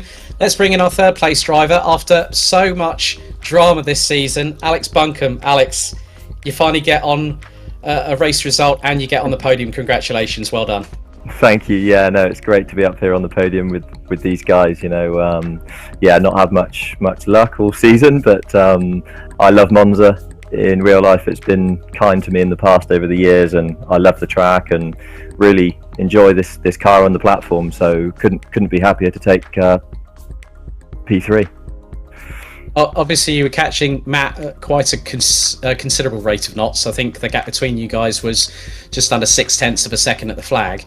But to come back from, you being a professional racing driver, you've been with RGN for a number of years. You've raced over in Australia with Kelly Racing, most notably with your 7th place finish back at Mount Panorama a few years ago in supercars. But obviously, it just goes to show that the real life experience can really translate to the sim racing world, can't it? Yeah, it can, and I've put, to be honest, quite a lot of time into it, as my wife will fully understand. Put quite a lot of time and effort into the sim stuff, and learned from these boys ahead of me. And it's been a really good last year. I bought the sim nearly a year ago, and I've been on it a fair bit. So it just goes to show, with a bit of dedication and hard work, you can get there in the end. I'm not quite on the pace of these boys ahead of me, but no, it was a good race there at the end with Matt. It was great to sit behind. But the big thing I struggle with on the sim compared to the real world is following a car extremely close. I find quite hard, and on the sim compared to real life, it's a lot harder. So trying to do as many races as I can just to build that experience. But no, it's been a great race, and look forward to the next event with you guys. Yeah, so that's really good to hear that you'll be back with us at Imola in a couple of weeks' time. Alex, congratulations for tonight. Thank you, cheers. So next, a big thank you to Alex Bunker there for speaking to us. Next up, let's bring in our runner-up, but who still continues to hold the championship lead, Matt Richards. Matt, firstly, congratulations on a second place finish. Obviously, Jan did not make it easy this evening, but you still go into Imola in a couple of weeks' time. Provisionally speaking, according to some calculations I've made, with a 16-point lead. So you increase your lead in the championship by a further 4 points. A good result, mate. Yeah, pretty decent. The start was a bit poor from me. Unfortunately, I was just checking that I was on the correct fuel mix as the go signal was given. And the way that the messages works, the go signal popped up above, so I just missed it. So that kind of hindered my start a little bit, and I got shuffled back. But yeah, just kept pace consistent, pushed as hard as I could, and worked back through. Obviously, let's look at it this way. Jan has come into this championship. He's done 5 out of 6 races, and he's had 2 seconds, 2 victories. He's also had a 3rd place. You've had 3 seconds, 2 victories, and a first. Obviously, when we had the season opener back at Silverstone. It just goes to show that consistency is the biggest thing towards winning a championship, isn't it? 100%, yeah. As you said, I've not been off the podium this season. It's something that I hope to keep going. So yeah, just trying to keep the form strong, keep pushing forward, and take the places and the risks where I need to, and maybe in the areas sometimes where I need to step back a little bit, then do so. At the start of the race, I tried to work with Cedo a little bit, see if I could push him forward. I didn't want to lose the toe to Al. And unfortunately, I just lost a little bit too much time and ended up having to swap back through. But yeah, just trying to keep the consistent points rolling in and make it as difficult for Jan as possible to catch up. Same for Joonas as well. But at the end of the day, the team game is important as well. Well, Matt, congratulations. We'll see you in a couple of weeks' time at Imola.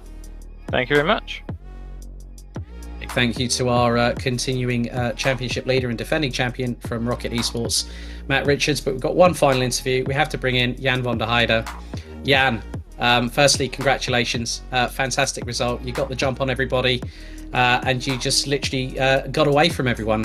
Just tell us the race from your perspective. Yeah, thank you very much. Really happy with that one, obviously. Yeah, in the beginning of the race, I played it quite safe, saved some fuel behind Joonas, and when I actually went for the move, I was able to pull out of the draft, like get him out of the window, and basically after the pit stop it got quite close again, and then obviously I only saw it in the rear view mirror, but he had some sort of incident, and afterwards it was quite smooth until the end. Managed the gap, managed the fuel.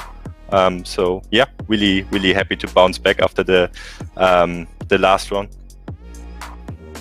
Obviously, this puts you within 20 points of Matt going into the penultimate round at Imola, and then obviously we've got the double points finale at Le Mans. This puts you in a very strong position for the championship title, doesn't it? Yeah, it does. Actually, quite surprised because I obviously missed out one round. So hoping to close the gap even a bit more at Imola, and then everything to play for in the last round at Le Mans, I guess. Well, Jan, fantastic job tonight. Well done. We'll see you at Imola in a couple of weeks' time. Thank you very much.